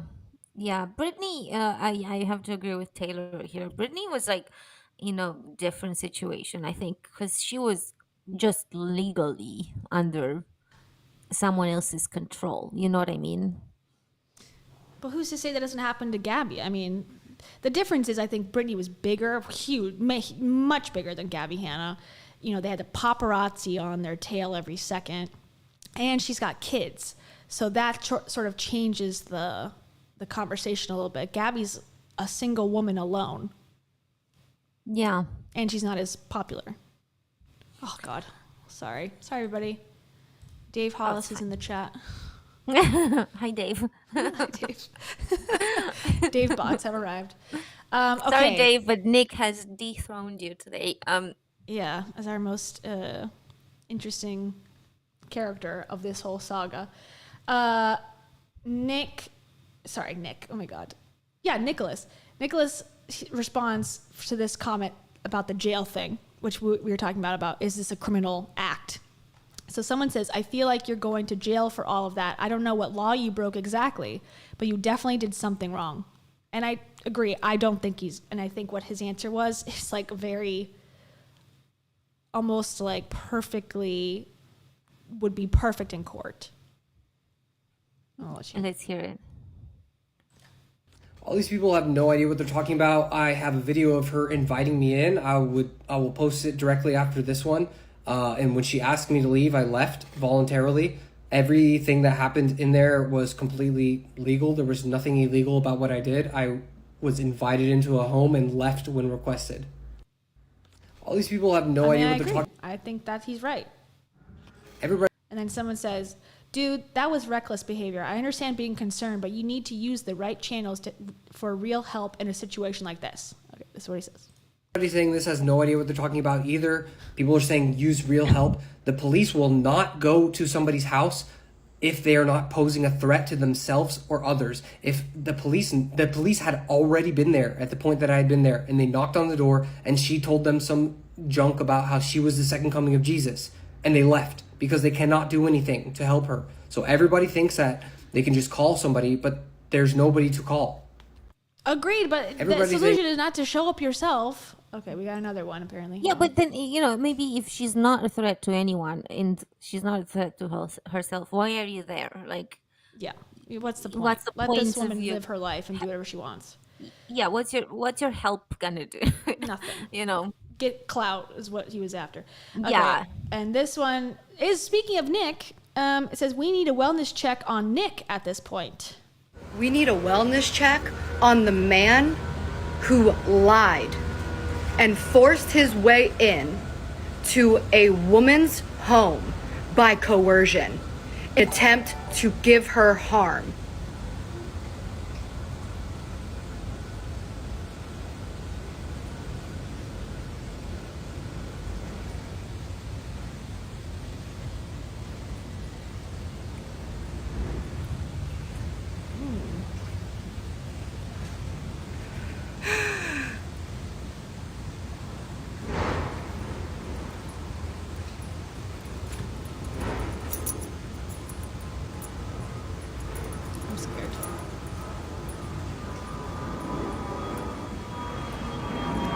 She must be over the LAX flight path or something.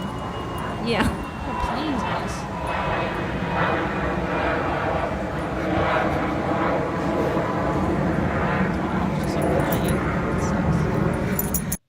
We need a wellness. Okay. And then the description says, replying to whatever, Lord, we pray that this was not the famous last words of this poor lost soul. Mother Mary, have mercy. Go easy on him. He is one of us. That's what it says. And someone says, girl, you let him in. Thank you. And her username is dumbass. Oh, God. Lord. That's funny. Okay, so Gabbie is not gonna just let that go with the guy come. If that's true, like it was with the rice scam situation, I don't know if she's gonna like try anything like else other than just call him out for it. But Yeah. I don't know, because she's not exactly, she does not like to play victim. Yeah. I think he's got an airtight case for criminally. I think the only thing she can do is like, say what she's already said. Like, yeah, he coerced me into opening the door. He lied. But, getting him to go to jail, I don't think, The thing is, like, if she was to take any legal action against him, she has money and he does not, probably, because why would he have money? She probably has some. Yeah, definitely. I mean, she could try. I mean, yeah, they could settle whatever, but what's he going to give her? Nothing. Just to publicly embarrass him, which, she can do that without taking him to court, really, I think. Yeah. Did I already play this one? It says, dude, that was reckless behavior. Oh, no. This is the one about, like, the police won't do anything. So, I mean, he's right in a sense, but he's also like, they will do the wellness check. And if they don't pose a threat to themselves or anyone else, then, yeah, she's a legal citizen. There's no rights that they have to arrest her for what? Being different, That's not applicable. So, thank you, Rochelle. Dang. 18 stinking dollars. This is so fitting right now. Rochelle is saying American dollars. Thank you. Sorry, you can read it. Can you? Let's play it again. Like 18 stinking dollars. It is 18 American dollars. From Rochelle. Thank you, Rochelle. So Rochelle says, am I a jerk for not believing any of this? Rochelle, I'm a little bit on your side. Like, these last ones seem so... This last one in particular seems a little performative. And Gabbie has acted. Mm-hmm. What was her famous role? Well, I don't know if she ever had any famous roles, but she acted in the one that got like a lot of drama attention last year because she was apparently a jerk to everyone on set. What was it called? One second, I'll find it. Yeah, I want to hear about that.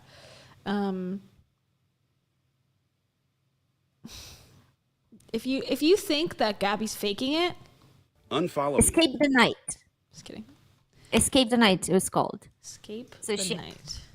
Yeah, and there was a lot of drama because she posted a video when she was like going on that row of posting videos, calling everyone out. She called them out, and then the producer of Escape the Night, who was friends with her, posted a video explaining that she was a total jerk on set. And yeah, it all turned against her at the end. So interesting. And she put a video, of course, about it, which is now privated. I just clicked on the link, so can't watch that.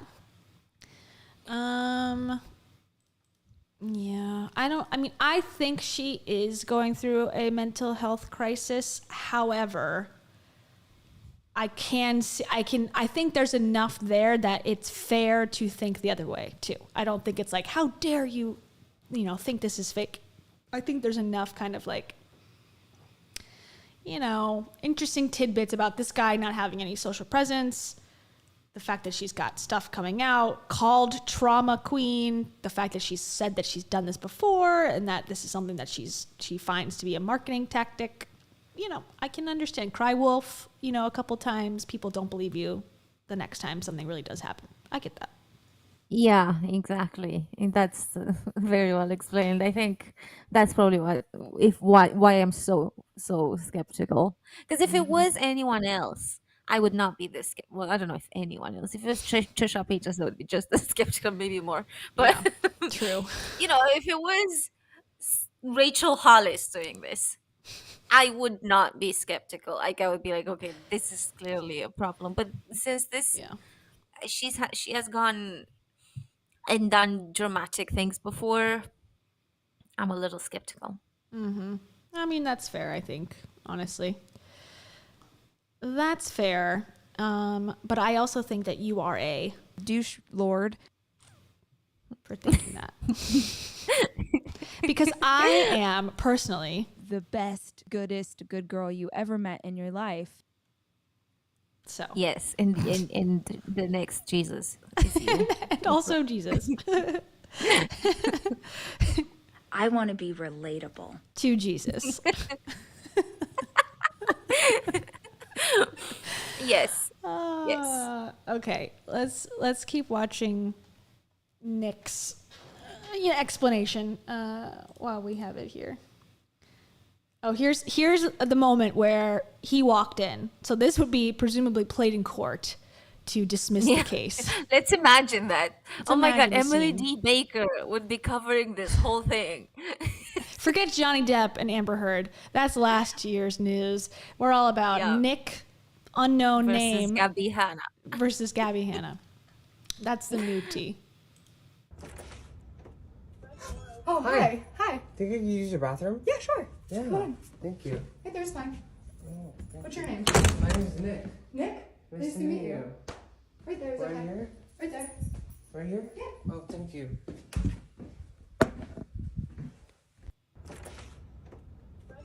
Okay, so let's analyze this from every possible angle possible while she posts more stuff.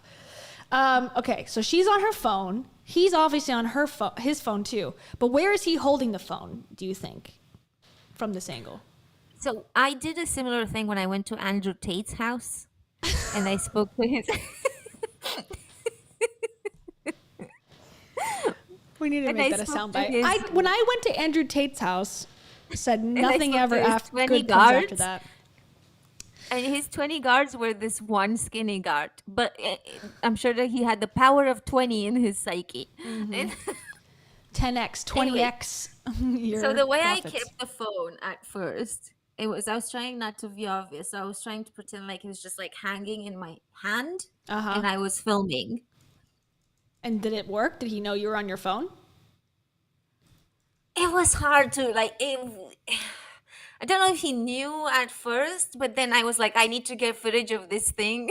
So inside the garden. So he knew then because I was just essentially going through the fence with the phone so that I could see. And he was like, you can't do this. He's but like, stop. at first, I don't know if he realized because I was keeping it in my hand, kind of like this and lowered by the shoulder. By the oh god, I don't have the word for this. Hip. Just like by the line of my jeans, Okay. kind of like they are just Waistband. like pretending that I'm super cash, but I'm not a good actress. So he might have realized. Well, let's He might watch have for a realized. second. Let's watch your skills. We can compare the angles. Yeah.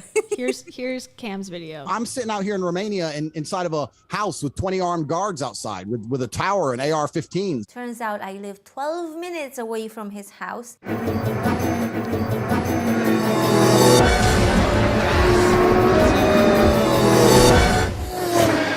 A few minutes later. I love this music, by the way. Thank you.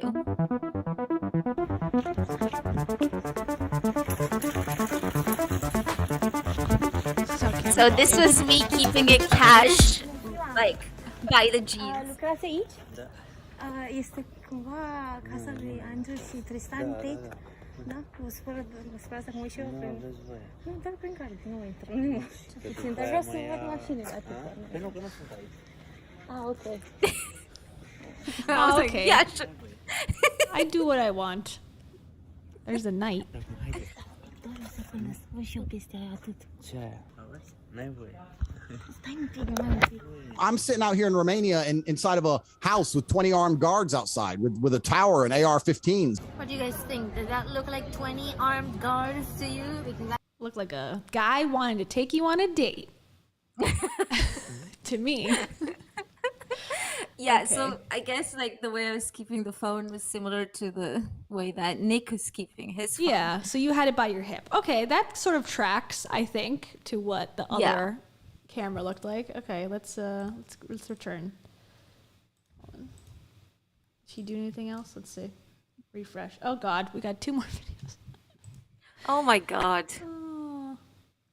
Okay. We're gonna live stream overnight, you guys. I know. We'll just do a 24 We're gonna hour be here watch. until morning. Lord. Okay. Now this is just a song. So it says, ma'am, respectfully, what the hell? Now she's just sort of dancing. I gotta say, I know this is not the point of this, but I really do like that swimsuit. Yeah, it's so cute. It's very cute.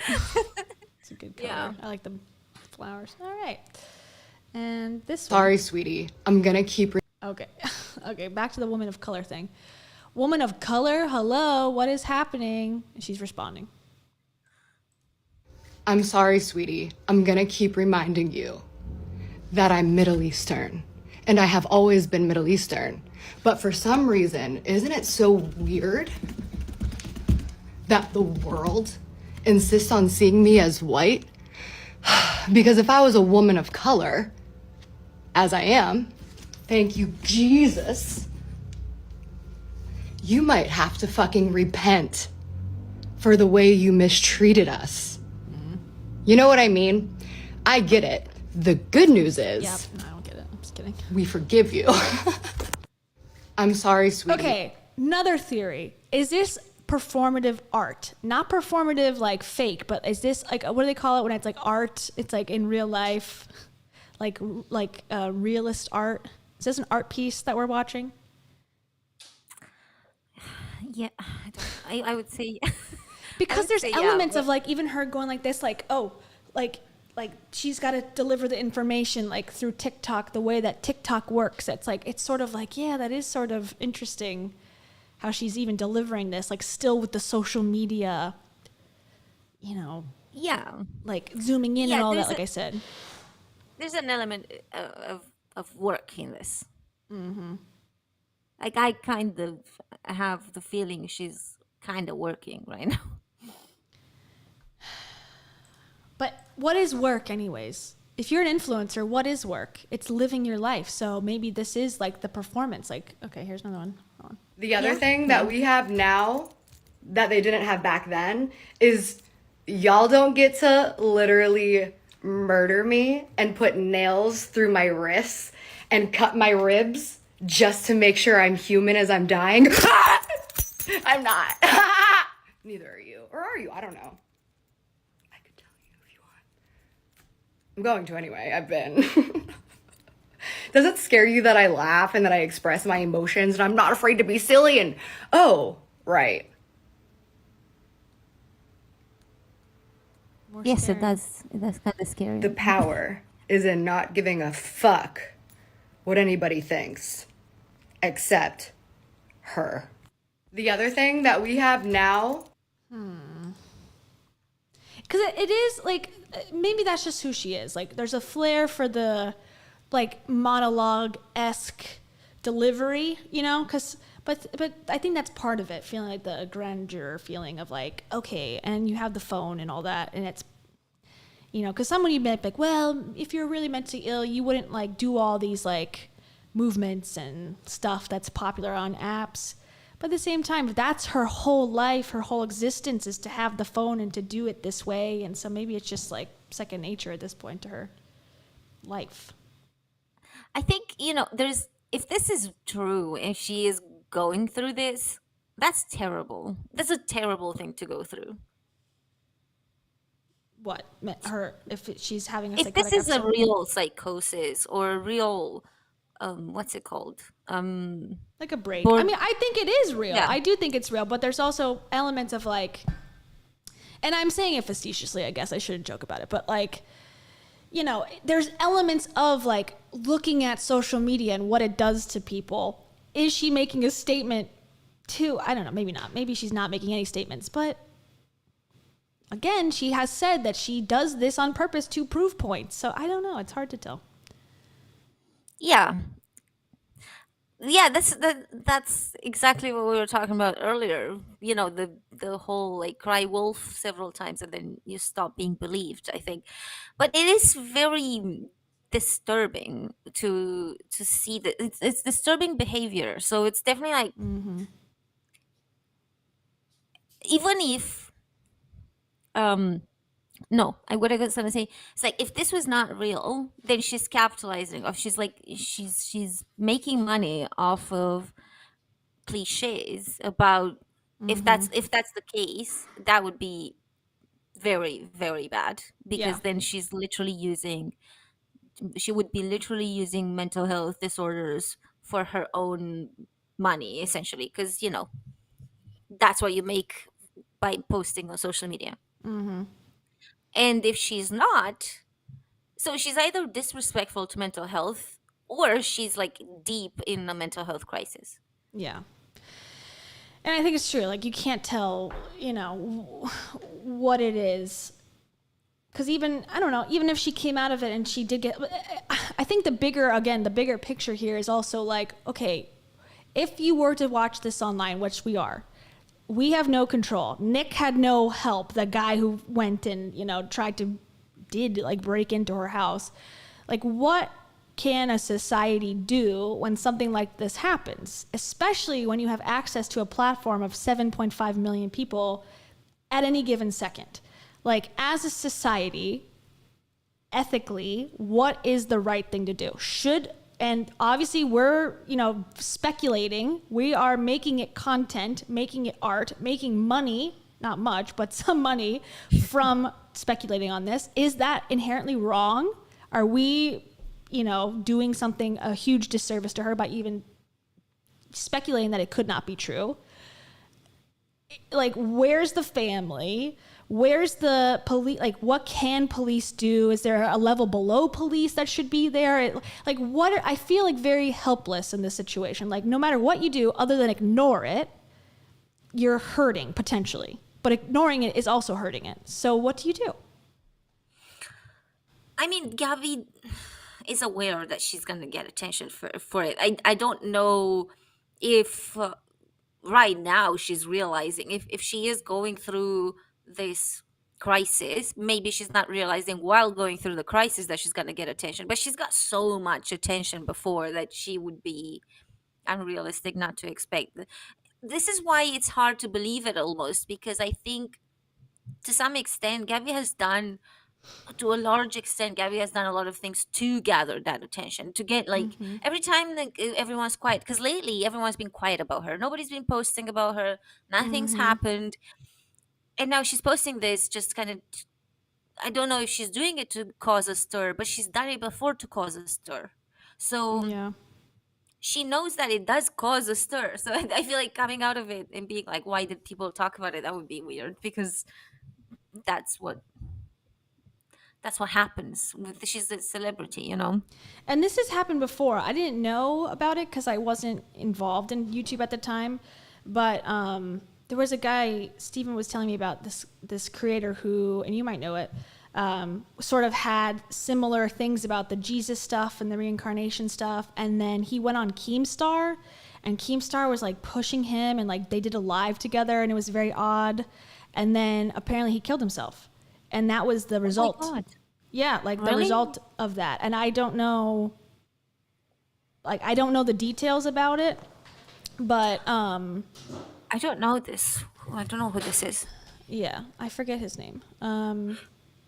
Wow, I'm so sorry to hear that. Yeah, so like obviously that was real. And that was and it was handled similarly, where it was like, okay, let's discuss, we'll bring him on the show, we'll talk to him, like, you know, people were concerned, but then like there's really nothing we can do. And that's, I think, the problem with all of this, it's like we're able to see the depth of people's crisis because of the platform, but we're just as incapable to help somebody as we are to help someone who's in the house next door that we don't know what's going on. And it's confusing as a human being. Like, if your sister was going through this and it was happening in your house, I would assume you would be like, okay, this is number one priority, help my sister. But I'm seeing her update in real time, and you can't do anything. Anyone watching this can't do anything. And it's hard to like compute. And even when they do, it's almost doing more damage than good. Like Nick, you know, let's assume that he wasn't lying and he did go to help. He did more damage, I think. Mm-hmm. Like, if that's 100%. real, and yeah. So it's almost like better not to attempt to interact, I think, with someone that is your family. If you do something like that, if they do something like that, then you know them. You are a lot more capable to help someone that you know. Mm-hmm. Definitely. Than you are with someone who's essentially not part of your family or group of friends or anything, you know. So no, I don't like that Kim intervened in that. Like, yeah, it's Etika was the creator. God, I'm so sorry. I did not know about this. Yeah, it happened in 2019. He was a YouTuber, and Keemstar, of course, wonderful person he is. I hate him. I hate him too. He said to him, "Then why live? Just jump off a cliff." Less than 2 months later, Etika actually did jump off of a bridge and died. Oh my God. Yeah. It says, in the world of petty YouTube drama, there's no bigger name than Keemstar. The 37-year-old YouTuber, whose real name is Daniel Keem, is best known for his Drama Alert channel, where he capitalizes on the constant stream of infighting within YouTube culture. Okay. For months prior to his suicide, Etika publicly struggled with mental illness, posting delusional and suicidal thoughts on social media and recording multiple confrontations with police that led to brief stints in institutions. Keemstar took Etika's arrest as an opportunity to bring him on the show to make light of his mental illness, suggest that his suicidal musings were an act, and ultimately egg him on like he was a sideshow attraction. See, now I'm like, fuck, you know? And this is the thing. See, this is the danger with someone who's not qualified trying to help or whatever it is that they are doing. Like Nick, Kim, in these on these occasions, they don't know anything about how to help. So literally, like, this is the most extreme case, and it can literally happen like that. Yeah. What you're showing us with Nick, it's the same thing. Nick did not understand. Like, if someone is to help, the most qualified people to do this would be the psych ward, and even the psych ward, they were like, okay, you want to go.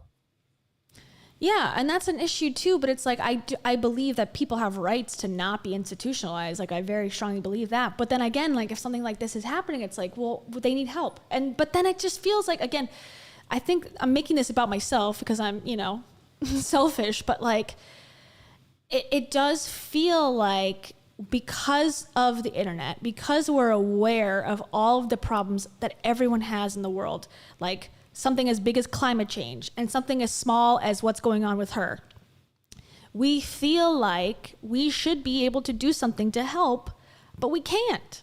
And I don't know what to do with those feelings. It's human nature, because obviously they're making this a public thing. Mm-hmm. So obviously, and you can clearly see that she's alone and stuff. So obviously, like, you know, everyone watching this is like, oh my God, what's going on? Like, you know, someone get her help. But like, at the end of the day, I would not feel comfortable to go to her house. If I was don't go to her house. But if like, I was in LA, yeah, I would not go to her house. I would be like, I'm not qualified to help. Even if I would like to help, I would have to find some sort of way to do it with someone who can actually understand how to do it, how to help, you know. But like, even they're not legally like supposed to. Like, you can't just send a therapist to someone's house. I mean, you could, but like, that's not necessarily like do, you know.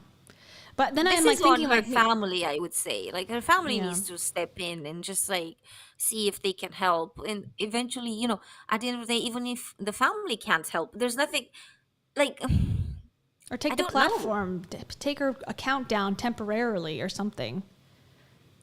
You know, But I is don't that know. going to, like, she could still be spiraling without the account? Sure. I It's don't like, know. it's more like that would help us not to see it. You know what I mean? Yeah, true. I agree. And I think sometimes it's like things that are hard to see are necessary to see, but like even reading this, I'm like, how much are we responsible? Meaning you and I, or people like us who are, you know, not trying to hurt her, not trying to say like, oh, jump off a cliff then, obviously, like that's never going to be our intention. But how much responsibility do we bear by questioning whether it's real, what her past, like, I don't know. I have a lot of those concerns when I do anything, but then it's like, don't I have a right to express myself? Like, it's just a never ending neuroticism in my brain about what's right and what's wrong. What should I do and not do? Yeah, I know what you mean.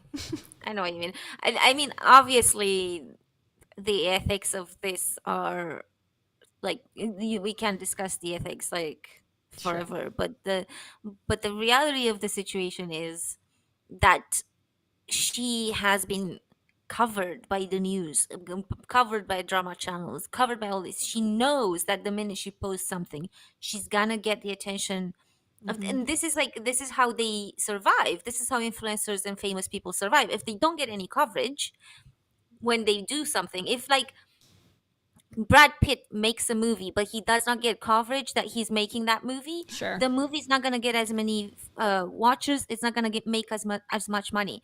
So this is like a two-way street. Like you can't ask people, yes, only cover when it's good. I know, that's the thing too. I hate that as well. It's really not fair because it's like when someone is that's always the conversation with like haters and critique. It's like, how dare you critique my work, my business, whatever. But then if it's good, that's like, why is no one awarding me awards, you know? And I hate that mentality. And the thing is that they are awarded. They are Yeah. getting awards and they are getting Financially. money.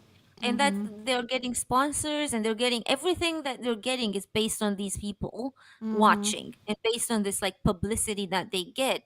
So of course that comes with like it's a double-edged sword. It comes with like people criticizing you. It comes with people like looking at what you do with a critical eye and giving their opinion when it's bad as well. You can't have one without the other because then Yeah. it's like then it's just a promotion. If it's only Yeah. the good stuff, it's like a paid advertisement. It's a great point. That is a really good point. And it's almost like there is a level of personal responsibility by, okay, I want to pursue a YouTube career. I want to pursue a Vine career or whatever.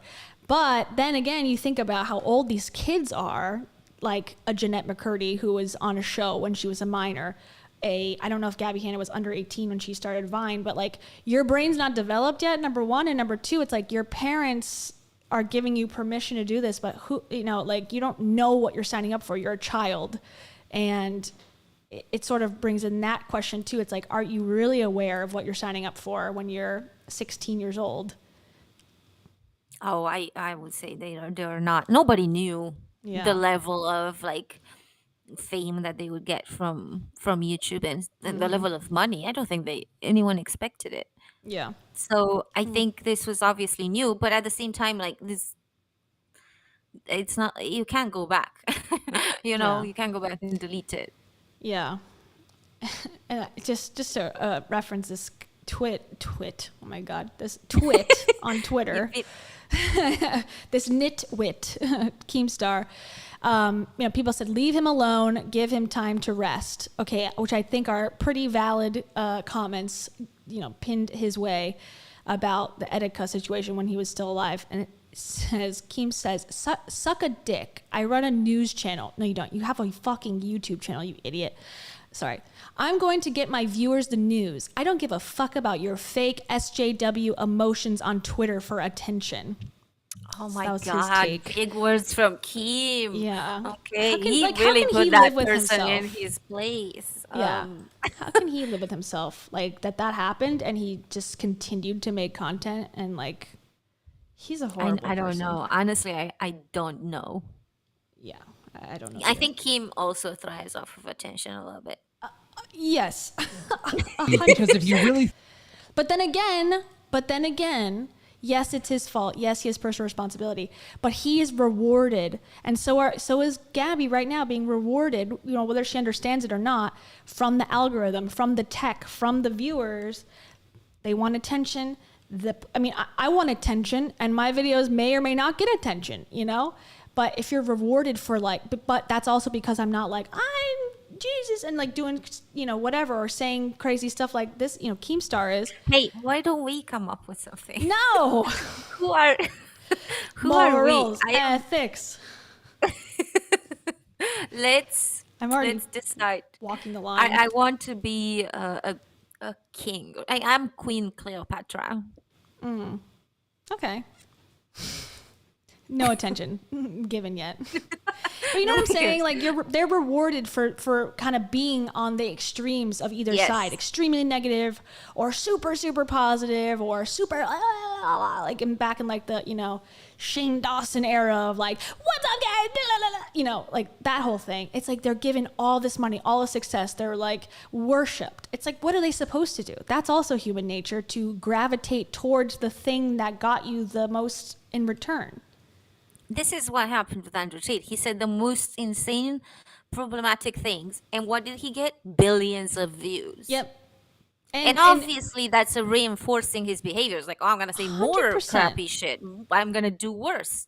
So what do we do? That's the thing. How do we fucking fix this? We can't, I guess. And it's just all hopeless. It's not in our power. It's like it's in the power of people on like TikTok, of people at YouTube. They need to stop pushing that kind of crap. It's not really something we can do. But it's good for their bottom line too. Yeah.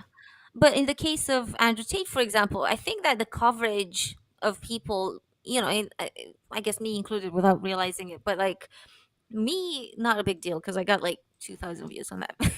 But you know, I think it helped because it like raised awareness of how problematic he was, and eventually he got banned. Yeah. And I mean, even Trump eventually got banned from Twitter, like after a while. You know, it's like it does come to a point, but like now, okay, for example, like now Andrew Tate was on Fox News last night or recently, and it's like, so at what point, like if he was more middle of the road, more ethically sound, like he wouldn't be getting this coverage. So again, it just reinforces the next guy to go to the farther extreme to get the attention, because that's the way, free advertising, good or bad, they're going to find your people, your tribe, as they say in self-help, no matter what. So even if you have the most grotesque ideas of, well, whatever, if you get free attention, you're going to find the people to sell to. And that's what we need to change as a society somehow. Yeah, I think we're far from that. Yeah, we're never, I don't know when that will happen, but I'm really glad that he got banned, and I'm really glad that they took down his pyramid scheme. Yes, agreed. Okay, here's, I didn't see this until right now. This is from July 28th, 3 weeks ago. It says, the night police showed up for a wellness check. Oh, what? This happened before? Apparently. It says 2021, but this was posted July 28th, 2022. So I have to go to the bathroom really bad. I have to pee so bad. So I can play it. It's 3 minutes long. Yeah. I don't know what to do if it stops. I'll be 3 minutes. No, that's fine. I'll time myself. Okay, everybody. And then you can explain it to me in detail. Goodbye.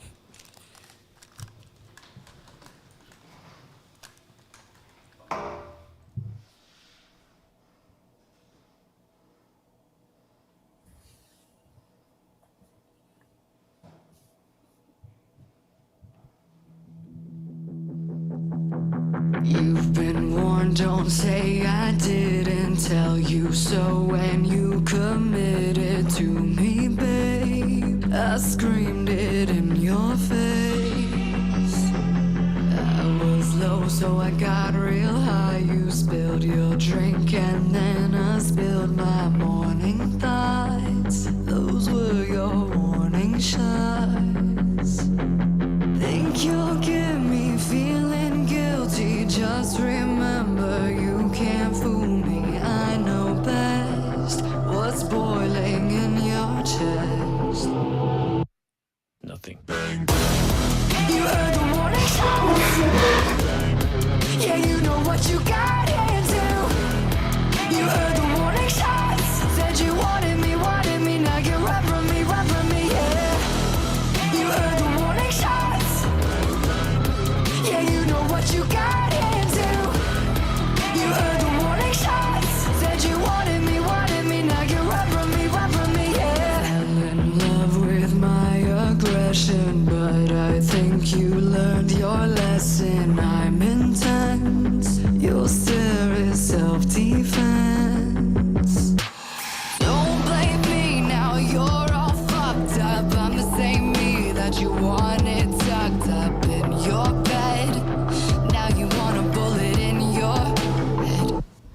music video? Yeah. Oh, God. I texted you. I'm like, okay, we probably got copyright claimed. Oh, damn it. It's damn it. Okay.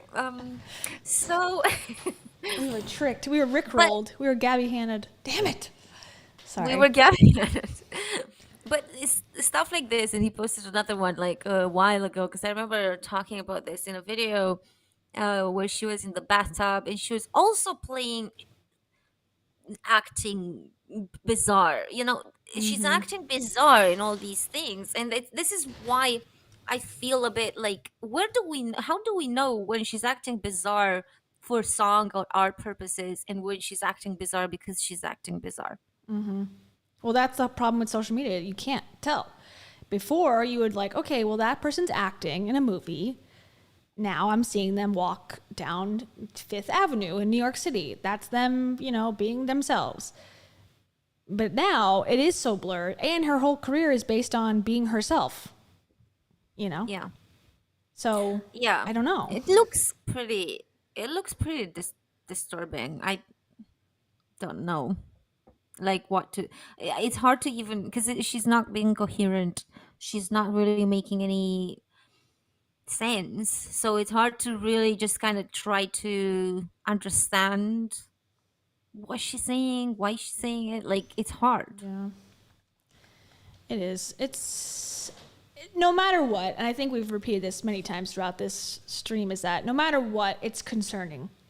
And if it's not, if it is part of a bigger picture that she's sort of like aware of, that's one thing. And if it's not, I mean, either way, it's still concerning at the end of the day. And I don't know what to do with this moving forward. I wish her the best, if nothing else. As much as people, I have a problem with Keemstar more than I have a problem with Gabbie Hanna, really, at the end of the day. Because she's exploiting herself, if anything. She's showing herself in a very vulnerable place, or at least, she's showing her own stuff. Like Keemstar telling someone to go jump off a bridge is him exploiting someone else's mental health issues. Mm-hmm. So that's the true problematic person, in my opinion. Oh yeah. Absolutely. Keem is like, I don't get why he has so many followers, and who are they? I don't know. With Gabbie, what I wanted to say is like, I was really hopeful when I saw that she was taking in for an analysis earlier this morning when I woke up. I was really hopeful because I was like, okay, well, they're gonna help. Was most probably that's what I thought. What was going through my mind is that they're probably gonna sedate her or give her some medication that will calm her down, and that will help to just kind of bring her back almost from, if this is indeed mania. I thought that's what was happening, but now she just left and nothing happened. And to some extent, I do feel like it's her responsibility to get herself helped almost, because she does have the means, she does have the money, and if she has this mania or bipolar, she does need to do something about it. Like, if she doesn't, then like, what can anyone else do? There's nothing that anyone else can do, and with a lot of people, what will happen is that they will want to get help, and they will try to get help, but they can't afford it, and it's expensive. But when you're manic, you don't want help. You don't think you need help. You think everyone else needs help. Yes, but like in terms of like long term, like true. If she has this, it's nobody can do anything. Her family can do it. Yeah, it sucks. It's part of the disorder too to not want medication, especially when you're feeling so good and you're feeling high on like the mania. You don't want to. You're like, I don't need pills. And then you go down the rabbit hole of that, And I've seen it because my dad went through it forever, like since I was born. He was diagnosed when he was 16 with bipolar, and it was like every 6 months or so would be like a psychotic episode. and it was scary, and it was definitely part of it. Like, he would have a day of feeling really good, and then he wouldn't take his pills, and then the next day he wouldn't sleep, and then we were off to the races, literally, like, you were screwed. And sometimes he would also sign himself out of the mental hospital. Like, we would get him in there, and by me, I was a child, but like my mom would, and we'd be like, okay, he's fine, he's safe, and then he'd sign himself out the next day. So wow, this is a problem that, you know, has been around for years and years and years. This is nothing new necessarily. It's just that we're seeing it happen to famous people with platforms, I think. That's interesting that you said that this was happening almost regularly at 6 months, because like about 8 months ago, Gabbie was on the Red Table Talk. Interesting. Also, we need to acknowledge Mai. Thank you so much, Mai. Mai Oh, said, thank you, Mai. Yes, we saw the she comment. said, just thought of this. As someone who has worked in a creative field, could she put herself in the state for her art or creativity? Possibly. It's hard because a lot of people with mental illness, my dad is very creative too. Like, he's a songwriter, he's a musician. Like, he would write more when he was manic than ever. Like, he couldn't write if he was on a low feeling. He wouldn't. And so it is like enticing, I think, too, to write and to be this awake for 4 days creative state, because everything you come up with sounds and think, it seems so great, but long term you can't keep it up. So I don't know if it's like chicken or the egg. Like, does it, you make yourself creative, or does the psychosis make you creative? Like, I don't know. Is it just part of the personality that comes out the most? It's hard to tell. Mental illness is, we don't understand it enough yet. Yeah, and I think it's because it's irregular. It's more. It's seen as more deep. Like, if you create something that is not, because like anything else just like seems so trivial. Like, I'm walking down the street going to a shop. That's not a good poem. you know, like, I'm in a good healthy relationship, and you know, I'm getting married. Like, yeah, sure, but like, it's not. Yeah, who cares? You know Give me what I mean? some It's nothing. trauma. Yeah. So I think, yeah, the whole dramatic thing from art comes from like that soul Pain. reckoning, and that, and a lot of poets have seen themselves as almost like martyrs who had to put themselves through a lot of things. Like, you know, they had to experiment all of the things. They had to just go beyond the limit of the legal and beyond the limit of what is normal in order to experiment what it's on the other side and write. And almost like they saw themselves throughout history as, like, some of them, not all of them, but some of them saw themselves as these martyrs doing it for other people. Like, I'm going to experience this so you don't have to, kind of that state of mind. And yeah, and that's why the poets have this, like, and musicians and other artists, they have this allure of, you know, the rules don't apply to them, and like, yeah, exactly, they're just bohemian, and they don't think like us because of that. That's where it's coming from those poets just pushing the limits of things. There's this one line, it's sort of off topic from that. I totally agree with you. I think that's a really good analysis, by the way. But it just makes me think of, do you ever see The King of Staten Island with the guy who is Pete Davidson? No, I did not. Okay, it's a movie he's in. And it actually was a very good movie, in my opinion. Oh, thank you, Kimberly. Okay, well, read yours in 1 second before I forget.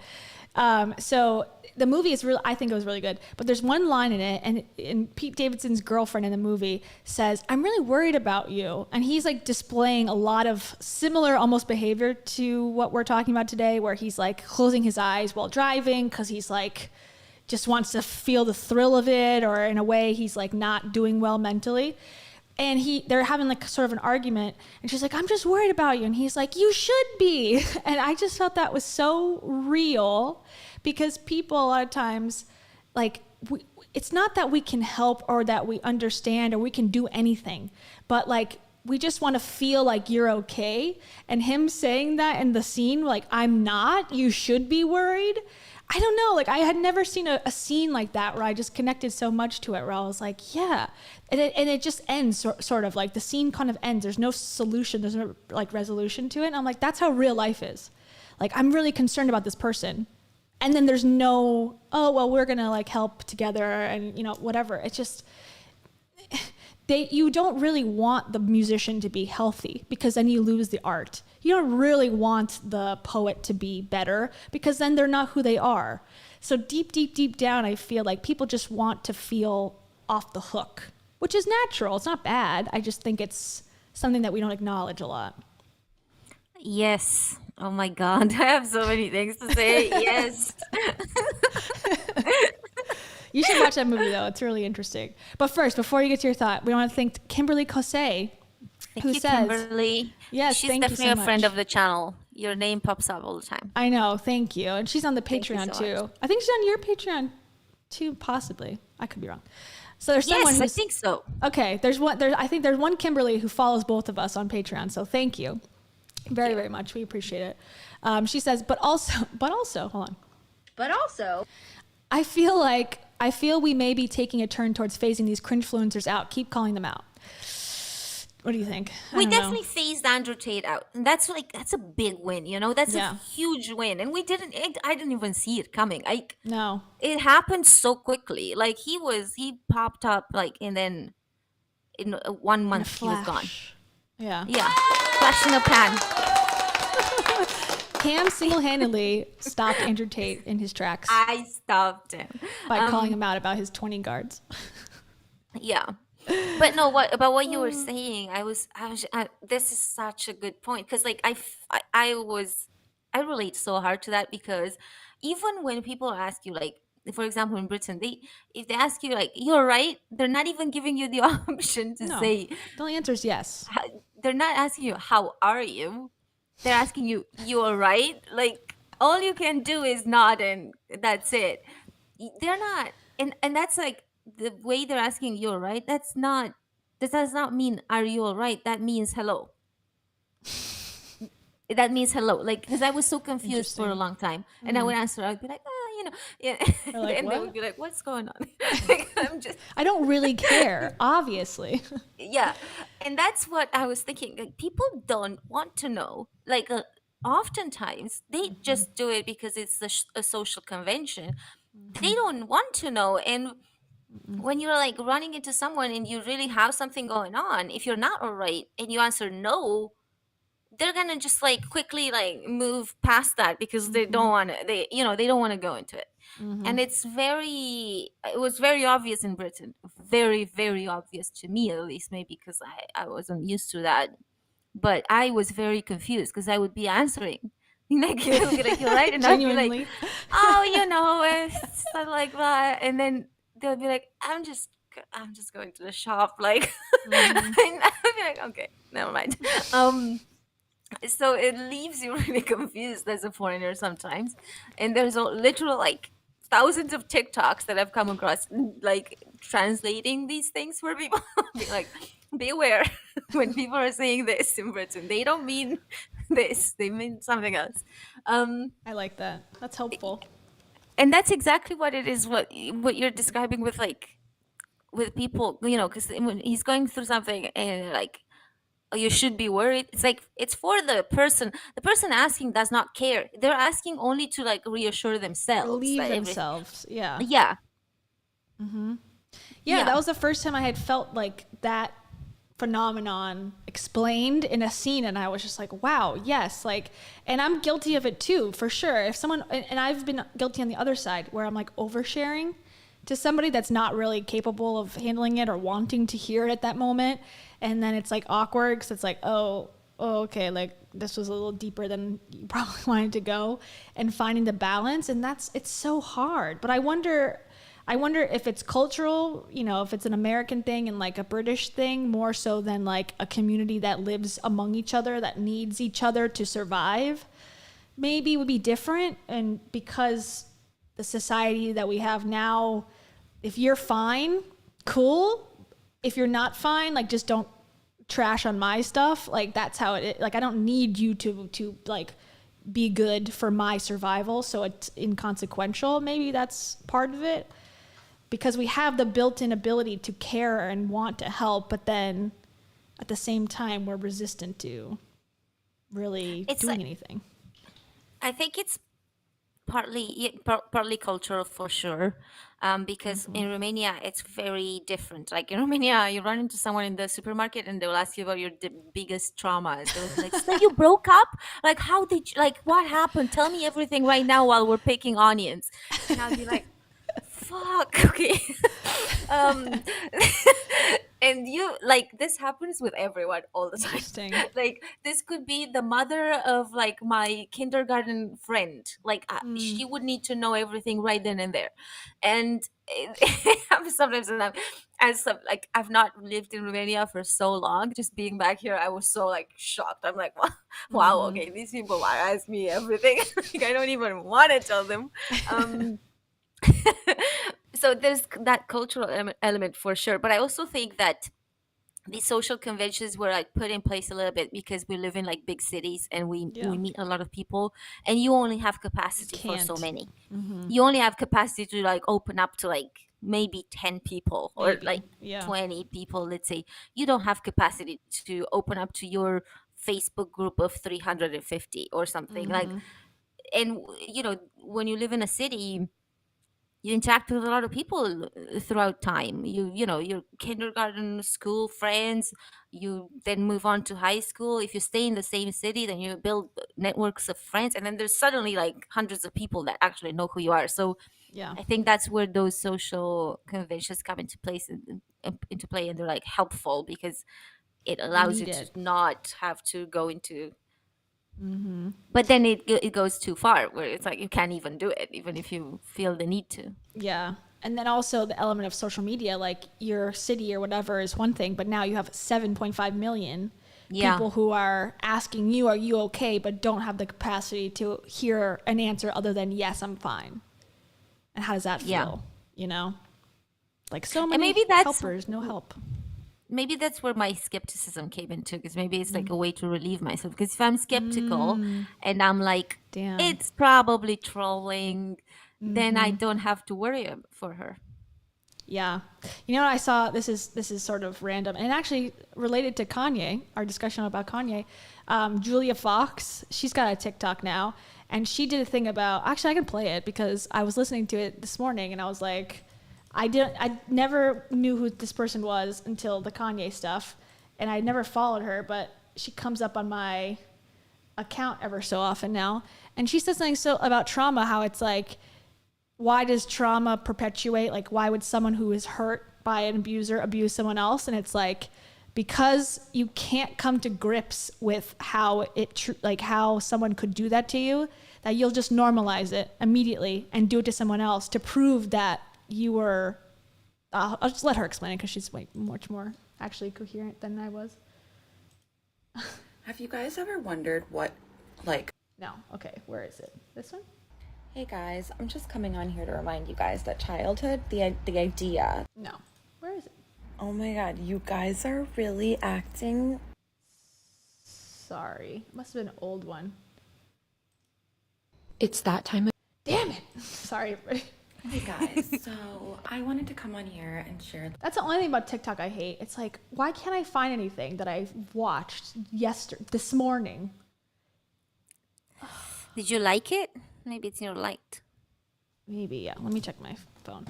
But basically what I was saying that she said was, you know, what we were just talking about, how like, you know, why can somebody, it's not that they're ignorant, or it's not that they're, because it should say like what you just watched. Jeez. TikTok doesn't have good thumbnails. I know. Did she delete it? Because she doesn't have that many videos. Let's see. Nope. That's not it. Does she have multiple accounts? Maybe. I'll look for 2 more seconds, and if I can't find it, she was like, hey, just a reminder, basically how these were. Posting for the girlies. No, it's gotta be. Hey guys, I'm just coming on here to remind you guys that childhood, the idea.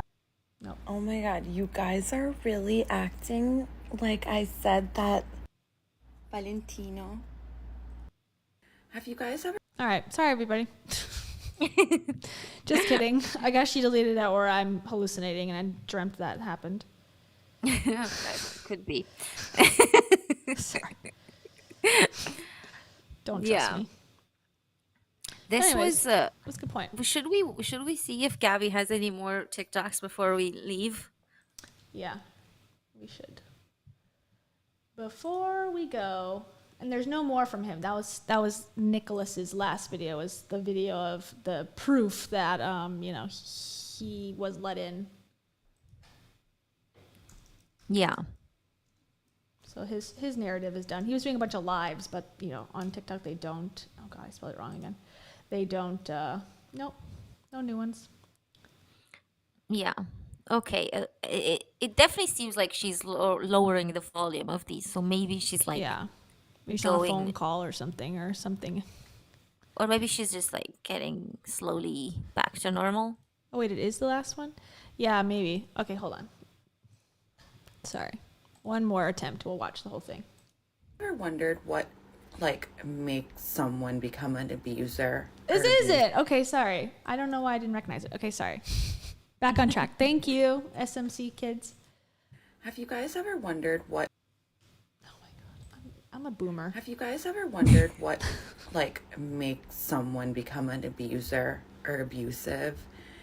And yes, usually they were also abused. But what sets them apart from people that were abused and then don't repeat that pattern? And it's very simple.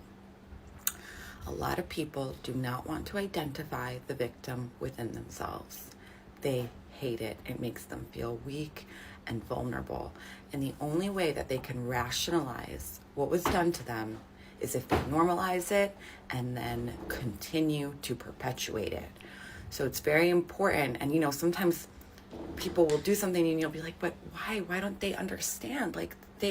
Something like this happened to them. Why aren't they not understanding me? And it's very simple. They do not fucking want to. So identify that victim within yourself and work on it. Hi. There's your son. I don't know. That reminded me of what we were talking about. You can't see it within yourself that you are uncomfortable with something. So you just fucking ignore it. You find ways to rationalize. Mm-hmm. Yeah. That's a gem. It's such a gem of information coming in such a casual way from Julia Fox. Joms. Yeah. I'm just here taking a poop. I was just thinking. Let me just tell you. That is honestly iconic. Love it. Love it. I'm all about it. She's got a history of mental illness, and she's gone into institutions and stuff, and she's been pretty open about her experience. So, she's gotten past it and seems to be okay. So, there's potential that you can recover from these things and live a normal life. Yeah. I think that obviously, there has to be a level of awareness of it, and at least in Gabbie Hanna's case, maybe the awareness is not coming now, but it might come in a month or so. Mm-hmm. Hopefully, I don't know with Gabbie, because I don't think this is completely new. I don't think this is as old as 5 years ago, but I don't think this is completely new. Mm-hmm. It seems to be a slow burn with these people too. And another one I forgot about was Lindsay Lohan. Similar thing. Yeah. Kind of and now she's sort of making a comeback as well. And, you kind of hope okay, I hope this goes well. Or even Amanda Bynes, they're talking about her coming back to show business. It's are you guys serious? Are you sure this is the right move for this person? Yeah. But, or Britney Spears was working the entire time that she was going through all this crisis. It's when does money not become necessary? At a certain point, can't you invest in a yogurt shop and just do that, instead of performing the thing that caused the trauma in the first place? But I think to some extent it also becomes the thing you do, Mm-hmm. So and once you start to do something, then more and more things are added to the list, and more things have to be done, and then you suddenly just are into a vortex of things. That's how people find themselves in careers. They don't want 10, 15, 20 years later. They're like, how did I spend so much time in this? It's because so many things just keep being added to the to-do list that you feel you don't always have the luxury to stop and just be like, okay, what am I doing? Mhm. And I think with Britney Spears for sure, like it's complicated with Britney because she did not have control over herself, so I don't think she could decide for herself if she wanted No, to but that stop. came after, that came because they had, reason to, or some sort of Yeah, proof that's true. that she wasn't necessarily making the right choices for herself. But then it's like, okay, if you do recover now, what do you do? Like, there's lots of ways this plays out. I hope that Gabby gets help. That's the thing. I feel too. like she clearly refused help like today, but I hope she does, like once she gets out of this episode, I hope she does like stop and go like, okay, maybe I do need to go and seek help. And Mhm. I think that would be more impactful, once she's like aware and just in control. Yeah. And work Then out it the would trauma that probably exists, from just living a lifestyle like this, like in addition to the other stuff. Yeah. Because there's other things to do than be an influencer. There's got to be something. And she's got a good landing pad of money, I would imagine, a house at least that she could sell if she wanted to become like a elementary school teacher. Like, I don't know. There's lots of ways you can work and it's be like productive. not even a matter of dropping the career altogether. It's just also finding a way to do it that does not trigger Balanced. her. Yeah. Like Mhm. maybe get someone in place who deletes comments or whatever, who like responds to comments, or there's ways to Healthier way. go about it that make her maybe less aware of all the like Rachel Hollis said, she doesn't watch content about herself and whatever, which may or may not be true. Yeah. She knows quite a lot for someone who doesn't know anything. Yeah. She knows the exact comments on the exact day. But I feel like playing dumb is a powerful thing to do. It is. Like I've seen so many people play dumb and just really get some amazing deals out of it. So What do you mean? I don't know what you mean.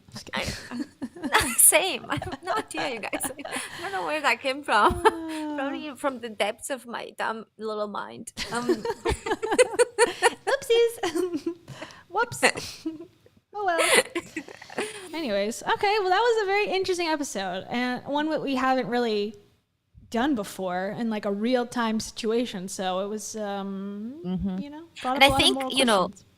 as we're both like filmmakers, and we've both had a career in journalism, I think we should do our due diligence and follow up and make sure that our, in my field, I had to make sure my contributors were okay.